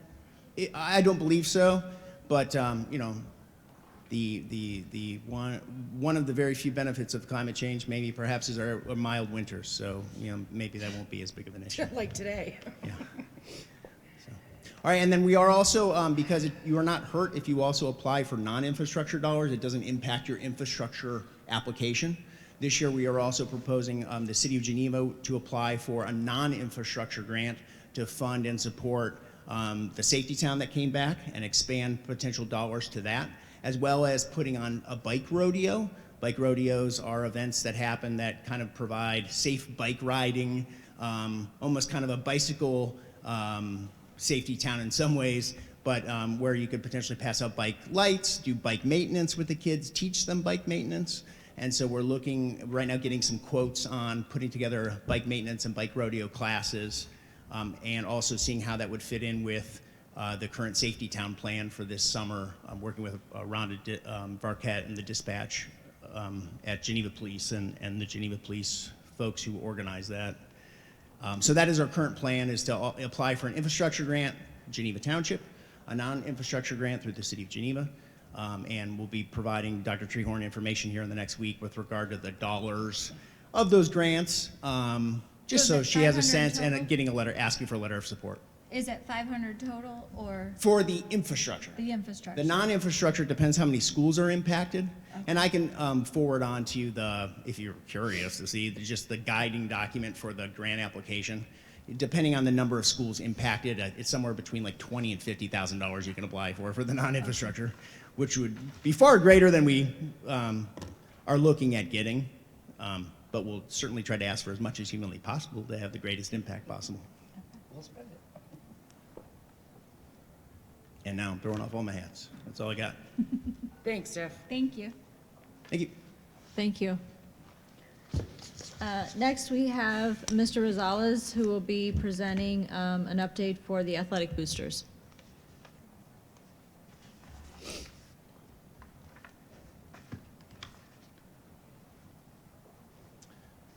Good evening. Evening. AJ Rosales. The athletic boosters appreciate this time to address the board on last year's activities and our ongoing activities for this year. Our bylaws list our objectives are to support the athletic programs here at Geneva. We meet the second Monday of the month at 6 p.m. Anyone's welcome to join us. Over the past year, we've met in person in the high school cafeteria, and we encourage and welcome anyone to attend. Current officers, myself, I'm the president, vice president, dual hat with Ann Markajon and Lisa Nugent. Secretaries, Mickey DiGiacomo. Treasurers, Kristen Bowser, and concessions manager is Bobby Joe Park. Athletic director, Jen Crossley, serves as a liaison for the school and all the programs. She meets with us. She's at all of our meetings as well, and also brings different topics and fundraisers that we can do or provide to help with the programs. Our larger projects for the current year, past year, were the gym mats here at the high school. They cost around, let's say $14,000. Ms. Crossley helped raise the majority of that money. Uniforms, around $7,500. Awards and letters were $6,200. Scholarships, $2,000. And tournaments, so the meals and travel costs when the students travel outside 150 miles, we provide $25 for meals per student. If they have to get a hotel room, if they're farther than that, they need to stay overnight, we'll cover that cost for hotel rooms. Last year, we approached about $4,000, and this year, so far, we're at about $920. To support these costs, we hold fundraisers and also operate concessions. During this year, we held the following fundraiser. We had our the in-person reverse raffle last November 4th, I'm sorry, and we were able to net around $7,900. So that's big to go into this year with again, with whether it's uniforms, awards and letters, whatever the case may be. Last year, we finished with an increase to our cash amounts of about $3,200, and 2 years ago, we raised about $15,000 just from the concession activities. So that's here during basketball games. That was running the concessions at Spire. Due to the contract change, we no longer get the concessions monies or proceeds from Spire. So this year, the past year, fiscal year, we only raised about $7,000. So we took cut us in half, losing those concessions over at Spire. Our spring fundraisers coming up will be Purse Bingo, which is going to be held at Grand River Cellars on March 20th. And we are looking to host a summer golf outing, which will be held at the Geneva on the Lake Golf Course on June 24th of this year. Again, we express our appreciation both to the community and school system for their support of our operations through the years and support of our athletic activities in our school system. And pending your questions, that's all I've got. Thank you. Thank you. Yeah. Thank you. And Mr. Griffiths, I'm sorry, when does the the academic boosters meet? It's varied. You can find the information on our Facebook page. I have to look at our next one. We had to change it a few times. Okay. Thank you. And last but certainly not least, we have a GAMBA update, and Mrs. Lechner will be providing that.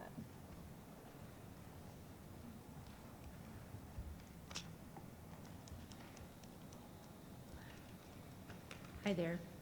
My name is Sammy Lechner, and I'm here tonight to represent GAMBA. For those who don't know what GAMBA is, we are your music boosters. We are tasked with supporting the musical arts through fundraising and volunteering our time, chaperoning, and helping our wonderful teachers with their needs. We also like to be able to make sure the students are recognized for their time, hard work, and effort that they put in all year long.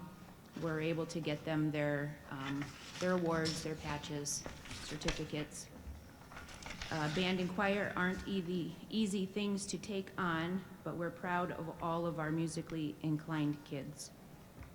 First, we would like to take the time to acknowledge both Mrs. Mather and Miss Brown for their never-ending support and encouragement of our students. It doesn't go unnoticed.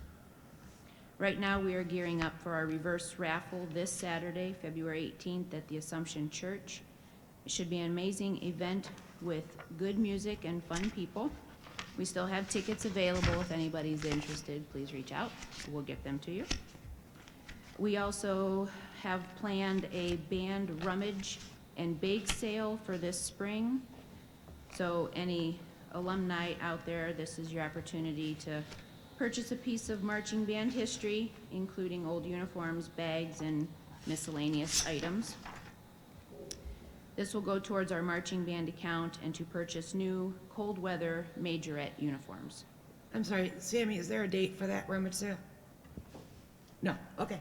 I didn't know if I missed it, that's all. No, you didn't. The last time at our most recent meeting, we were trying to coordinate it with one of the concerts. Okay. That when everybody's there, we can just put it all out and not have to do it twice. Do you need donations for that, or it's stuff that you're selling out of the band room? You were supposed to turn your uniform in a long time ago, Marty.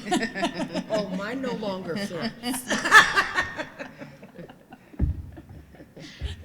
And mine was made into a pillow. Mine is made into a pillow as well. We're also beginning to plan for the upcoming marching band season, including band camp and the spring concerts. We are also in talks to bring back Bandorama during Grape Jamboree. Majorette tryouts are in the works and should be announced soon. I do thank you for your time and your support of our music programs here at Geneva Schools. Thank you. Thank you. Thank you.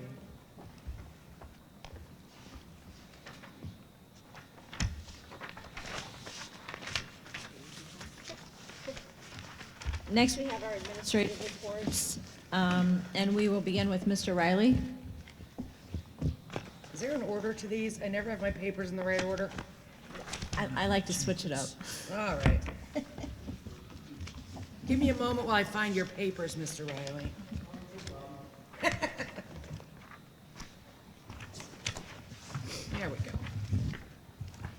Yeah, just let me know when you're ready to go. Oh, I'm ready. Go Awesome. right Okay.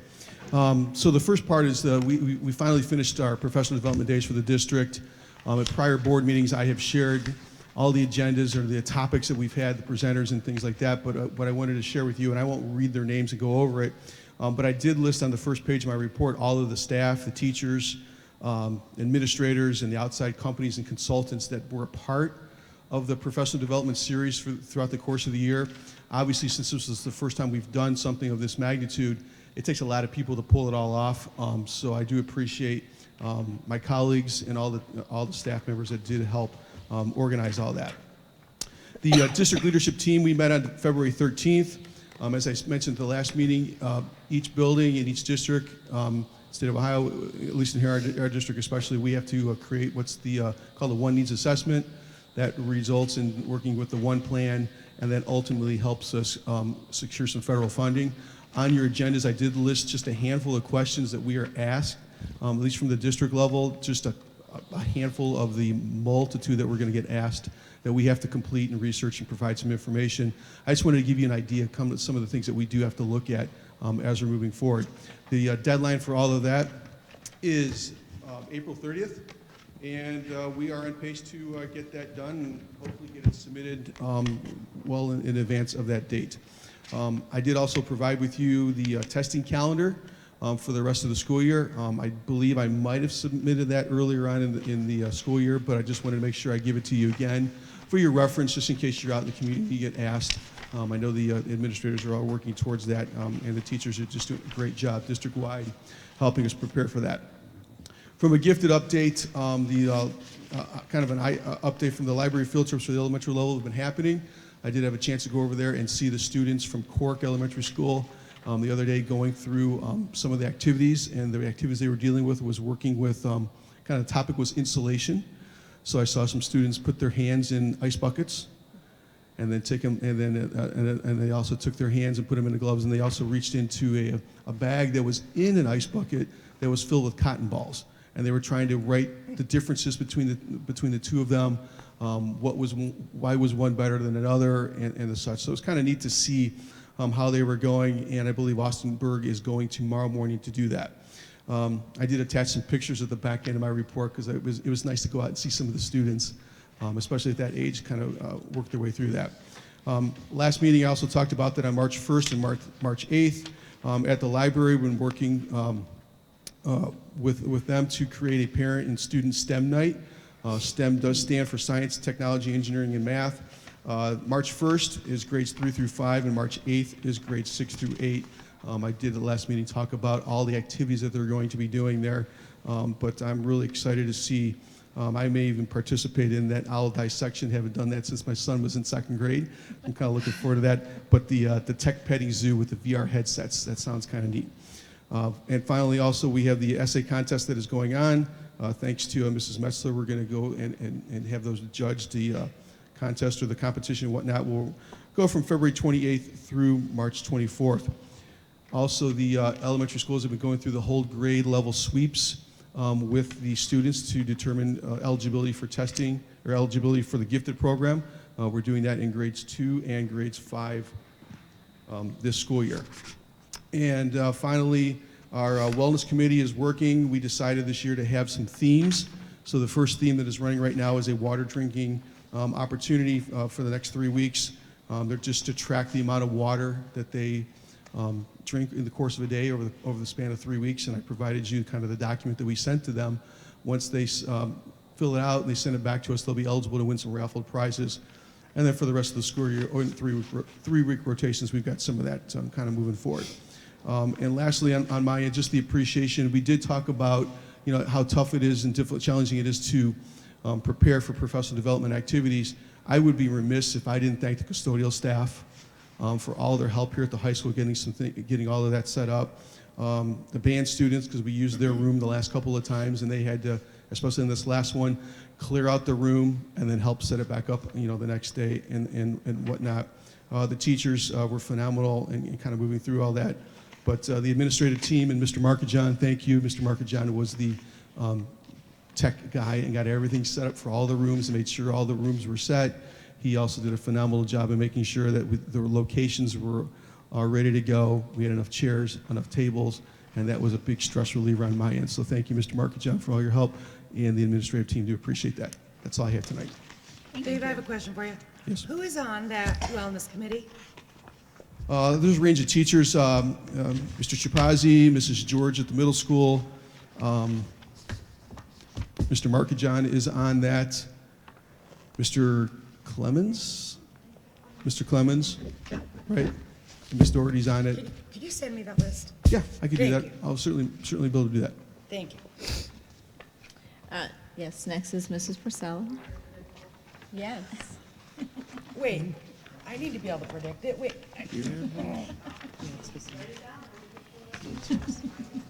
Write it down. Don't tell me now it's a riddle. All right, for the student service update, short and sweet, just stay under my 30-second limit. Cork, Austinburg, and GPS submitted our intent to apply for the Bronze PBIS Award. That's due May 27th. Maybe 7th, maybe it was. We're going to continue to work closely, Mrs. Berzenko, Ms. Farina, Ms. Doherty, and myself to make sure that we have our binders all put together and ready to go. We're actually doing electronic binders this year. Change it up a little bit so we don't have so much paperwork hanging out. And to go along with what Mr. Riley said, the teachers worked really hard on the February 3rd PD to continue working towards our 18 hours of dyslexia training. As of my last count, we have 15 teachers that have already completed it, of the 52 that started. So we're well on our way to those 18 hours being completed. And I want to thank the administrative staff here. It's an amazing support group. And anytime I have a question, I can call any one of them. And I can also count on a laugh anytime that I call any one of them. So thank you. Oh, it was 30 seconds, I think. Actually, I did switch it up, but Mr. Weatherholt, since you are ready, go ahead. Dubsky already stole some of my thunder, and I didn't want to lose any more before you got to it, too. Long time ago, seems like ages ago, I was actually on the committee to help hire the resource officer. I was actually probably the naysayer in the group, and the reason I say that is our school was running very well, and I did not think we wanted to become more of a, I'll just say it, like a police state where we were always done with the police, and our kids were indoctrinated in that. I have completely switched my thought process in that. It takes a certain personality to fill the SRO role, and Officer Cooper clearly has done that. Not only has he become a police officer with inside the school, but he has befriended a lot of the kids. He has become a safe place for a lot of the kids, and he is always in the buildings. He goes to every single building in the district to support the staff, to support the students, and to make sure that he is seen as a positive influence inside the district. I really appreciate all that you've done for our district since you've gotten here. Yeah. I'd like to thank Helping Hands and Honeywell for raising money for the Geneva Food Program. Helping Hands has operated at the middle school for the last few years, but last year they actually extended into the high school. This year, Helping Hands formed a partnership with Honeywell. Honeywell did a holiday cookbook project which raised more than $3,400 to support the food pantry. Thank you to Honeywell, and thank you to Helping Hands and Honeywell for all their support and all they do for our students. On January 24th, students and staff had a chance to learn about kindness and compassion. They also planned on how to increase positivity in the hallways and classrooms.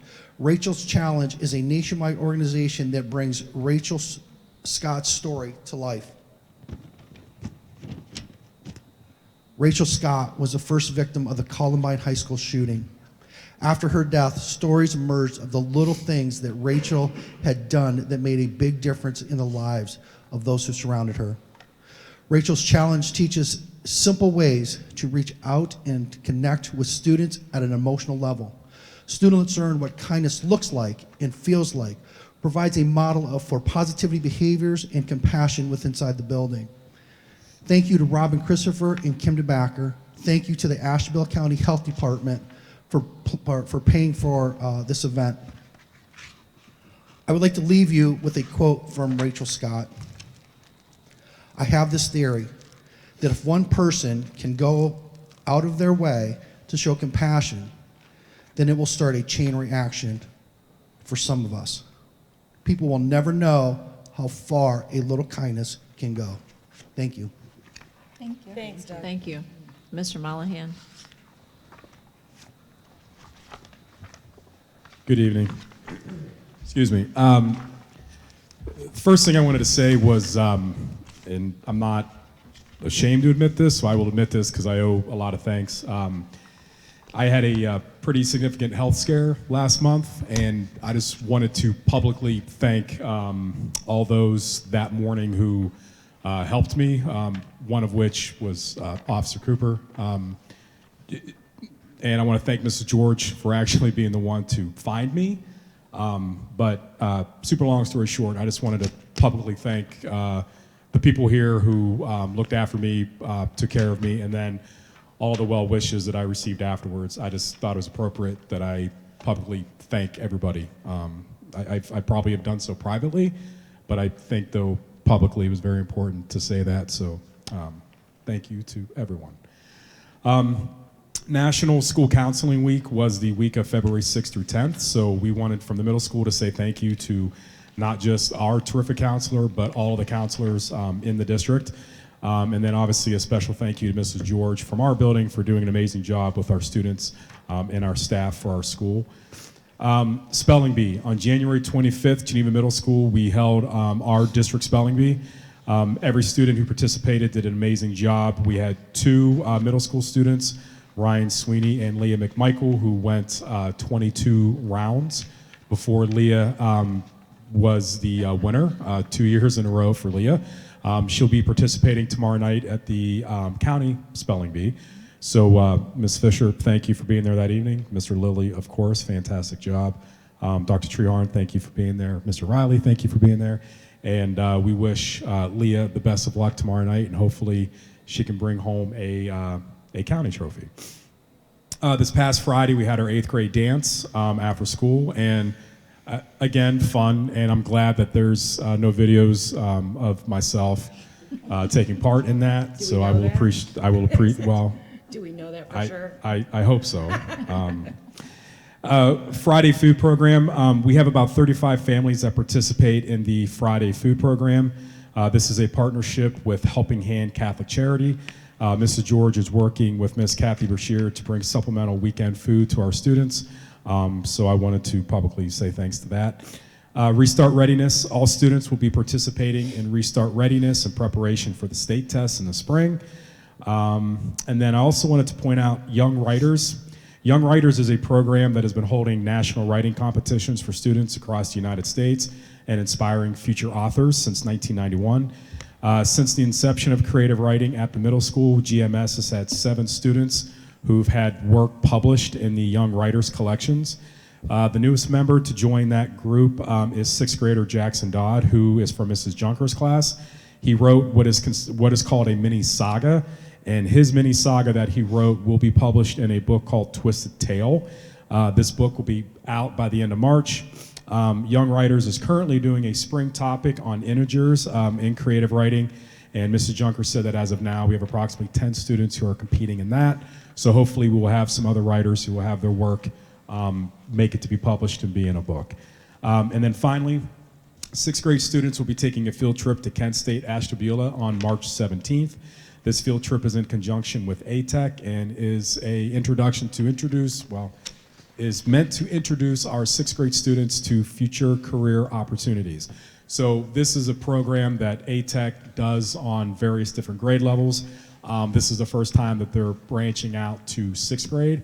So this is going to be a new experience for us, and I think for 6th graders across the county. So we take our turn on March 17th, again, to give our 6th graders a chance to kind of see some different careers. And even though it is going to be at Kent State Ashtabula, it is not just about college prep, type of programs. It's an introduction to a variety of, different possible careers. And that is it. Thank you. Thank you. Mrs. Brzanko?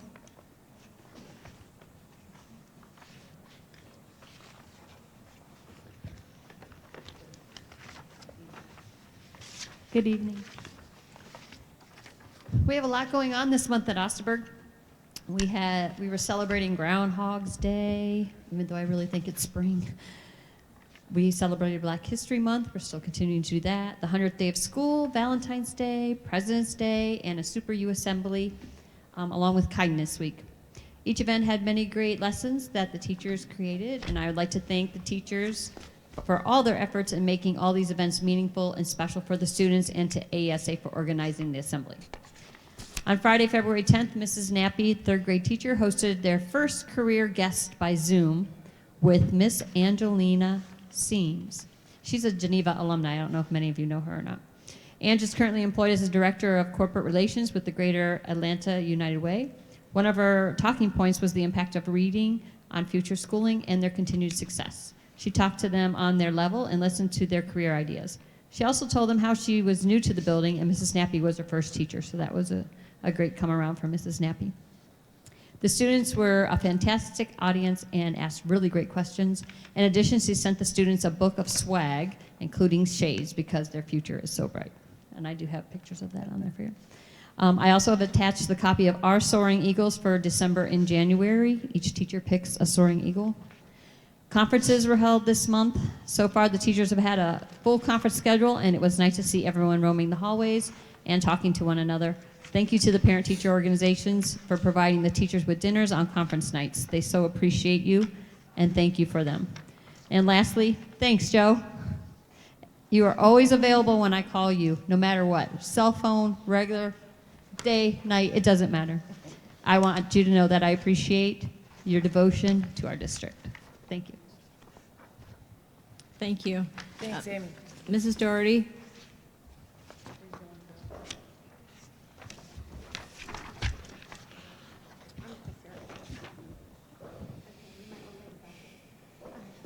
Welcome. Thank you too, before I forget. We really appreciate all you do, and the kids love when you come out and visit. And I know it's hard to get out to us, and we do really appreciate it. And I know you're there for us any moment of the day as well, so thank you. Some things happening at Cork. We are continuing with our character traits, listening to some of the community members and worrying about bullying. I have 2 items on here that we are also trying to make sure that we are giving that our utmost attention. And the first is with the character traits. We do morning announcements. We do a lot of shout outs with students that we do observe, observe taking part in that trait. And the teachers in the classrooms are engaged with activities with that as well. And then further on down, continuing with that, is our PBIS committee. I have mentioned how we've had our house families in the past, like before COVID, and we're going to continue that again because we feel that that is such a powerful tool to really bring the students together so that they end up having their own peers and older students, younger students connecting to make sure that if they are having any issues that they have other people they can go to as well. So we're going to start that. I did put every other Friday. We're still tweaking some of that, but we're going to start that here soon. It takes a lot of planning, so we were trying to be very careful. We want it to be successful. We have activities planned. There's books to read. And we're hoping that it will be as powerful as it was before. So we look forward to that. I'll keep you updated on that as well. But it really is to bring our school together and know that we can all count on each other. So, and bring in that social emotional factor as well.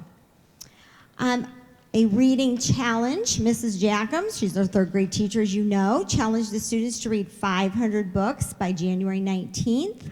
Her class met the challenge. I knew you were going to know. You were going to know that. She also set an end of the year challenge, which is to read 1,000 books, and confidence is high that they will reach their goal.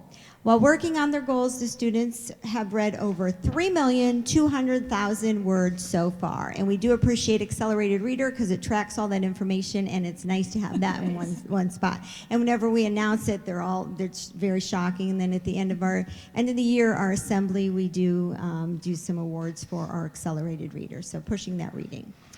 And another person that we want to shout out is All Hail the iReady Queen.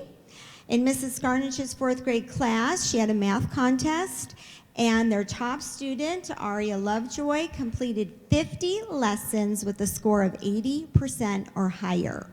She did those lessons in just 7 days, and the teacher only gives 30 minutes in class per day to do that. So, in order to reach her own personal goal, she worked on it when she got her morning work done, when she got other classroom work done. She was busy going right on working on those lessons. She did it at the library once they were done with doing some of their reading and that there, and then while waiting for buses, and of course at home. So that's a pretty amazing feat, and we're so proud of her. And she did get to wear the iReady Queen crown for the week, and she's still wearing it proudly, and we are very proud of her for that dedication. Just setting those personal goals, and she's just smiled from ear to ear because she did do it. So way to go. And then as Mrs. Brzenko mentioned, our kindergarten and first grade classes celebrated the 100th day of school on February 10th. Many of our students aged overnight. They went from little kindergartners, 5 and 6 years old, to 100 years old. A lot of gray hair and canes. We were worried about breaking hips, so we had to watch all that. But they have a blast with it. It's really fun and cute, and I thank the parents for participating in that and helping them as well. And there were many hands-on activities. The kids made collages of 100 items. There was books read. They practiced writing to 100, counting to 100. A lot of fun was had by all of them. So we do appreciate that. We also had Kindness Week. We're in the middle of it. And as you can see, Wednesday, we had a grade level color battle. I couldn't show favorites, so I had to wear each color. That's why I'm dressed like this. So we are having a fun time with that. And we did, of course, have our Valentine parties yesterday. Everybody's a little bit tired, but a big thank you to all of our parents for helping the kids with their fabulous boxes and getting everything ready, and then the parents that came and helped with the parties. These parties are outrageously, they just give it their all, so it is fun for the kids. They look forward to it. They are all very sugared up, so that's all we have to say. We even had a candy bar where they could pick their own candies in kindergarten, so that was fun for them. They were very excited. And then I did add our Soaring Eagles on here. Congratulations to all of them. We have Keegan Lambert, Mackenzie Longar, Shelby Cinco, Lauren Limpert, Bradley Boggs, Caleb Widger, and Nikolai Davidson. And I wish more people were still here to hear all that, but I do appreciate all of you taking the time to listen to all the great things that our teachers and students are doing at Cork. So thank you. Thank you. Thank you. And Ms. Hrina? Hi, good evening. I don't think I've ever gotten last before, but thank you to Officer Cooper. We did take a picture together this morning at 8:35, and I did just post it to Twitter to show my thanks, so thank you. Because it's not real if it's not on social media. Because it's what? It's not real if it's not on Twitter. Well, I informed him of it this morning. He goes, really? I go, yes, it is. It's National, School Resource Officer Appreciation Day, so. All right, many things going on, like Mrs. Brzenko said, in our buildings right now. So this is just a snapshot of some of the things that are going on. And so honor roll and merit roll numbers right there. Of course, you can see pictures of all these items except for testing on my Twitter page as well. So Black History Month right now, the 4th and 5th grade language arts teachers are working on biographies and listening to different stories and writing biographies. Mrs. Myers started a timeline that's on display right now in the hallway. And as she said to me yesterday, it's a work in progress. So next month, I'm hoping to see a completed timeline that the students completed. And it's a nice large image in our 4th and 5th grade hallway.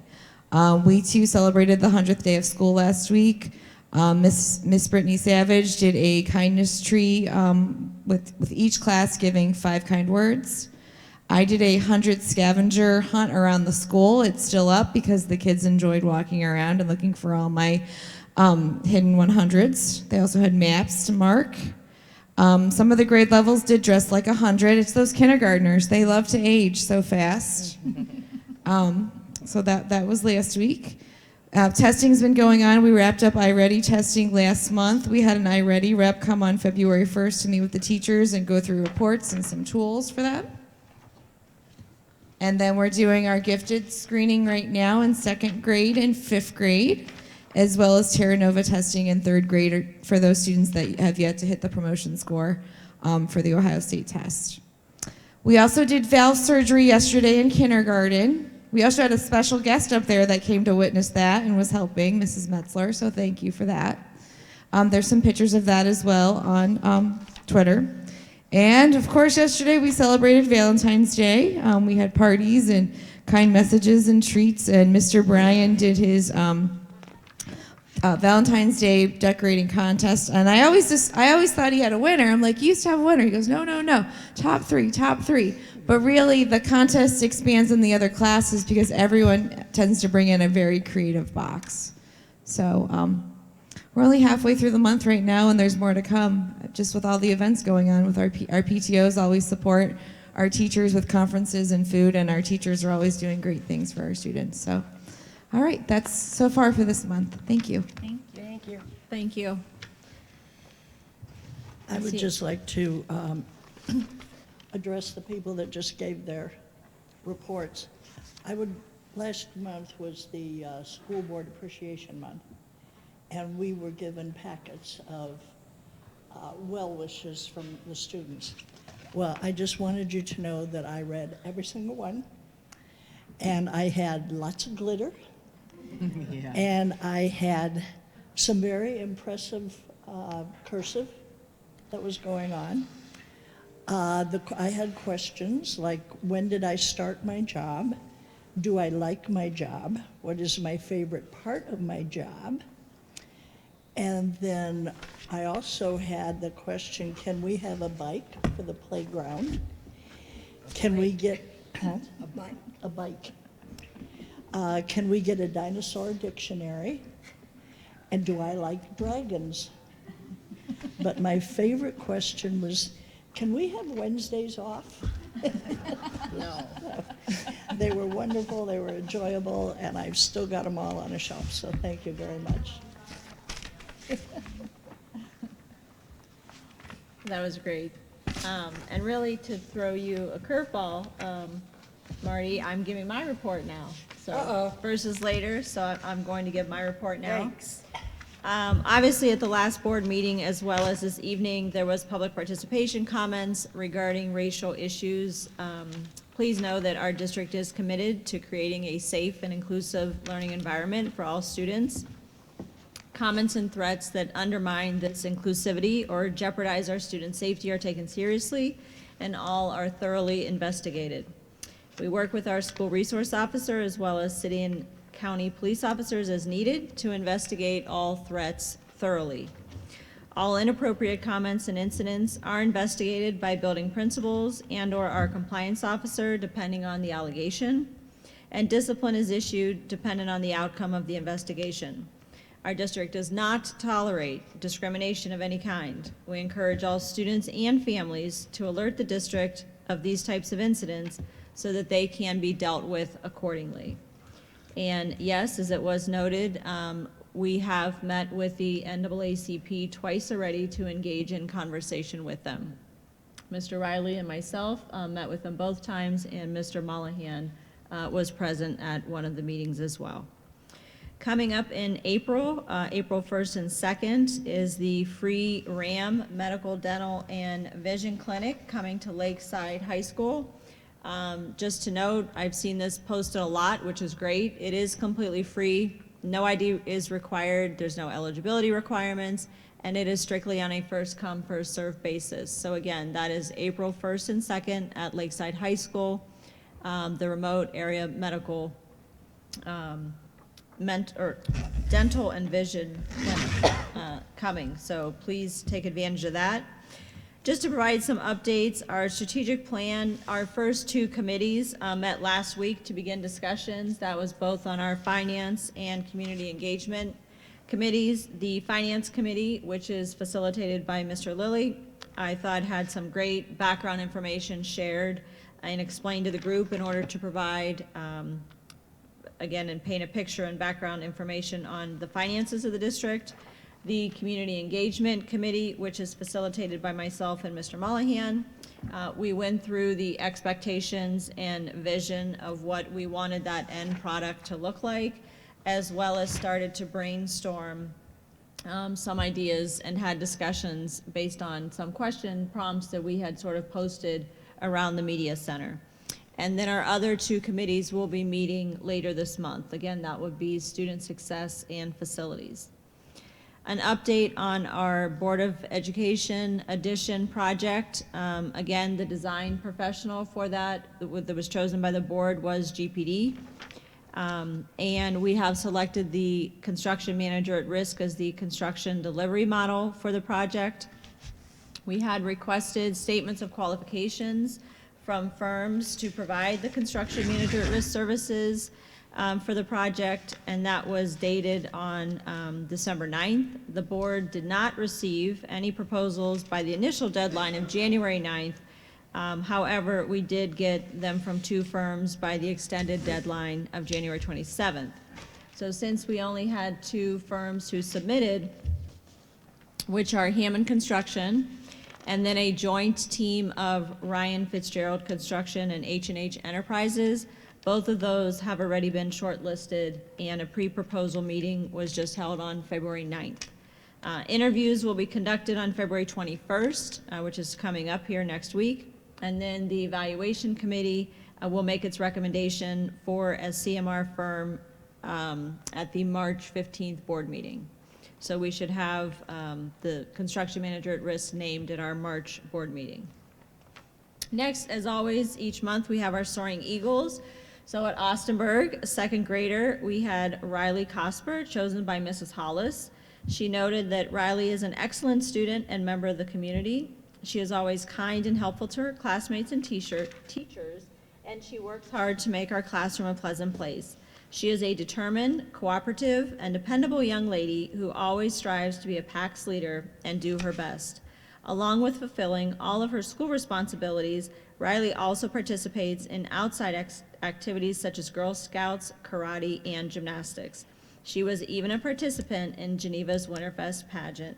She said, "Keep soaring, Riley." At Cork, Sam Accord, third grader, was chosen by Mrs. Jackham. She wrote that Sam is a kind and thoughtful young man. He is someone who always thinks before he says something.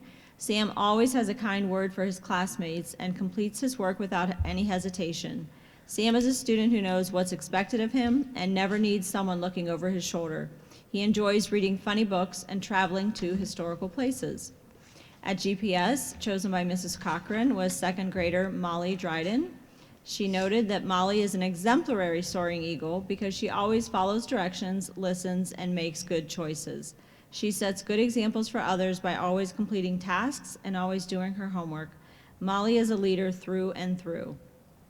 At the middle school, we had sixth grader Gabriella Williams, chosen by Ms. Ritalik. She stated that Gabby is a role model to all students here at GMS. She cares deeply about her grades and her future. She has set many goals for herself this school year, and so far she is crushing every single one of them. Gabby never hesitates to go above and beyond, whether peer tutoring or assisting teachers with any task. She isn't afraid to ask for help when needed and is always prepared to learn every day she walks through the doors of GMS. Gabby is polite, generous, understanding, and a hard worker, all qualities of a good leader. Gabby cares deeply about her peers, and she values their learning just as much as her own. Gabby is a student who, if she sees something happening that doesn't meet SOAR expectations, won't hesitate to say something. Gabby is a tremendous student, and I can't think of anyone more deserving than her to receive this award. And lastly, at the high school, we had senior, chosen by Mr. Barbo, Johnny Hazler. He said in a class full of outstanding students, senior Johnny Hazler stands out. He is inquisitive and curious, and his questions drive wonderful conversations and discussions in class. He puts in a tremendous amount of time and effort into being successful and has risen to the challenges presented by AP Biology through hard work and determination. Johnny brings a tremendous amount of energy to class every day and shows a genuine interest in the material we are covering. He is a strong leader who is liked and respected by his teachers and peers. And certainly, last but not least, I too would like to thank Officer Cooper. He and I are in conversation quite a bit, maybe sometimes more than he wants, whether it's during the day, evening, or weekend. He, Mr. Riley, and I are on a common text thread in regards to some of the alerts that we get, so thank you. Is that all for administrative? Oh, yes, sorry. Okay, just want to make sure. Okay. So we have a recommendation that the treasurer's contract for Kevin J. Lillie be renewed for a period of 1 year to be effective from August 1st, 2023 to July 31st, 2024, to be paid according to the adopted administrator's contract guidelines and subject to meeting the licensure requirements of the state of Ohio. I'll move. Second. Is there any discussion? I think it should be 10 years. Just saying. Well, I requested more and he politely declined. Yes, he has done that several times to me. So. Yes, I guess just so it's clear that I had let the board know at the January organizational meeting that if they wish to renew my contract, it only needed to be for a year because my intention was to retire at the end of the next year, effective August 1st, 2024, because I will have been the treasurer here for 30 years, and I think that that is long enough. So.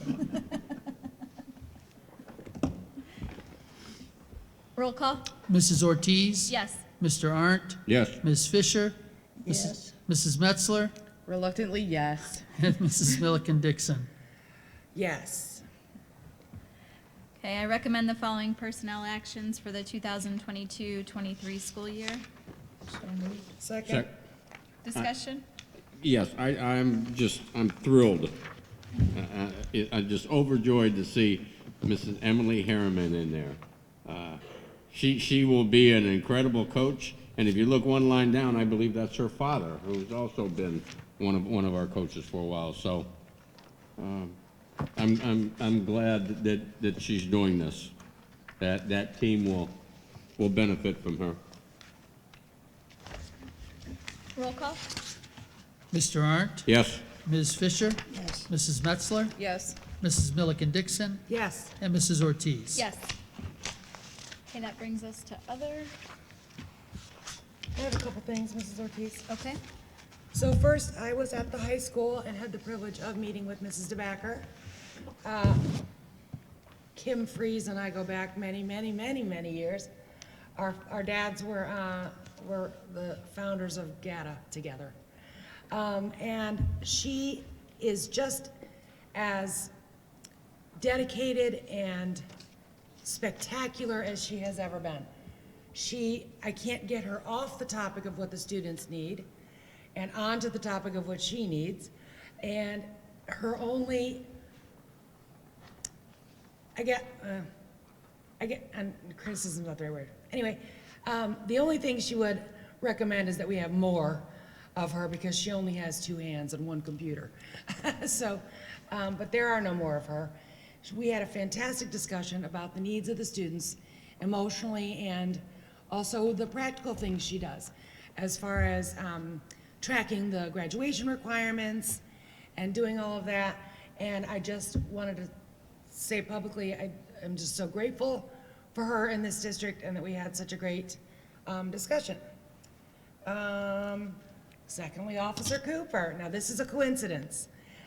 We just had a discussion this evening, and I didn't even know that he knew my Denny, and he knows my Denny, and asked about him and how he is doing, and that just shows what everyone has said about him. What I know to be true about Officer Cooper is that he really cares about these students, and each and every one of them, and I'm just so grateful to have him here. Thank you, Joe. I'd like to request that any statement that's made on behest of the board, that I get a copy in advance. I wasn't particularly pleased with a statement being read that I didn't have any knowledge of, so I just wanted to say that for the record. And that's all I have. Thank you. Mrs. Metzler? Yes, thank you. I just wanted to mention my visit to GPS yesterday. Thank you to Ms. Hrina and her entire staff for welcoming me into their building on Valentine's Day.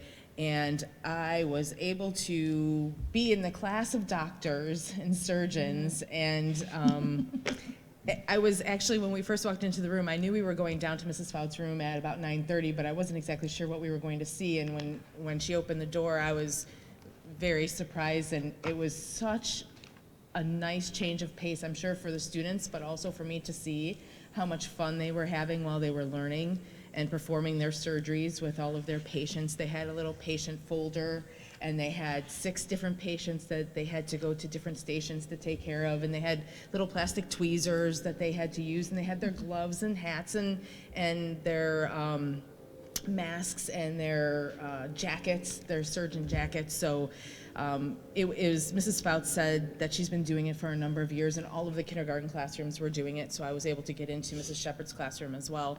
But it was a way, she said, to keep them on task and learning on a day that was very exciting because of the Valentine's parties, and the kids actually didn't even realize that they were still learning at the same time.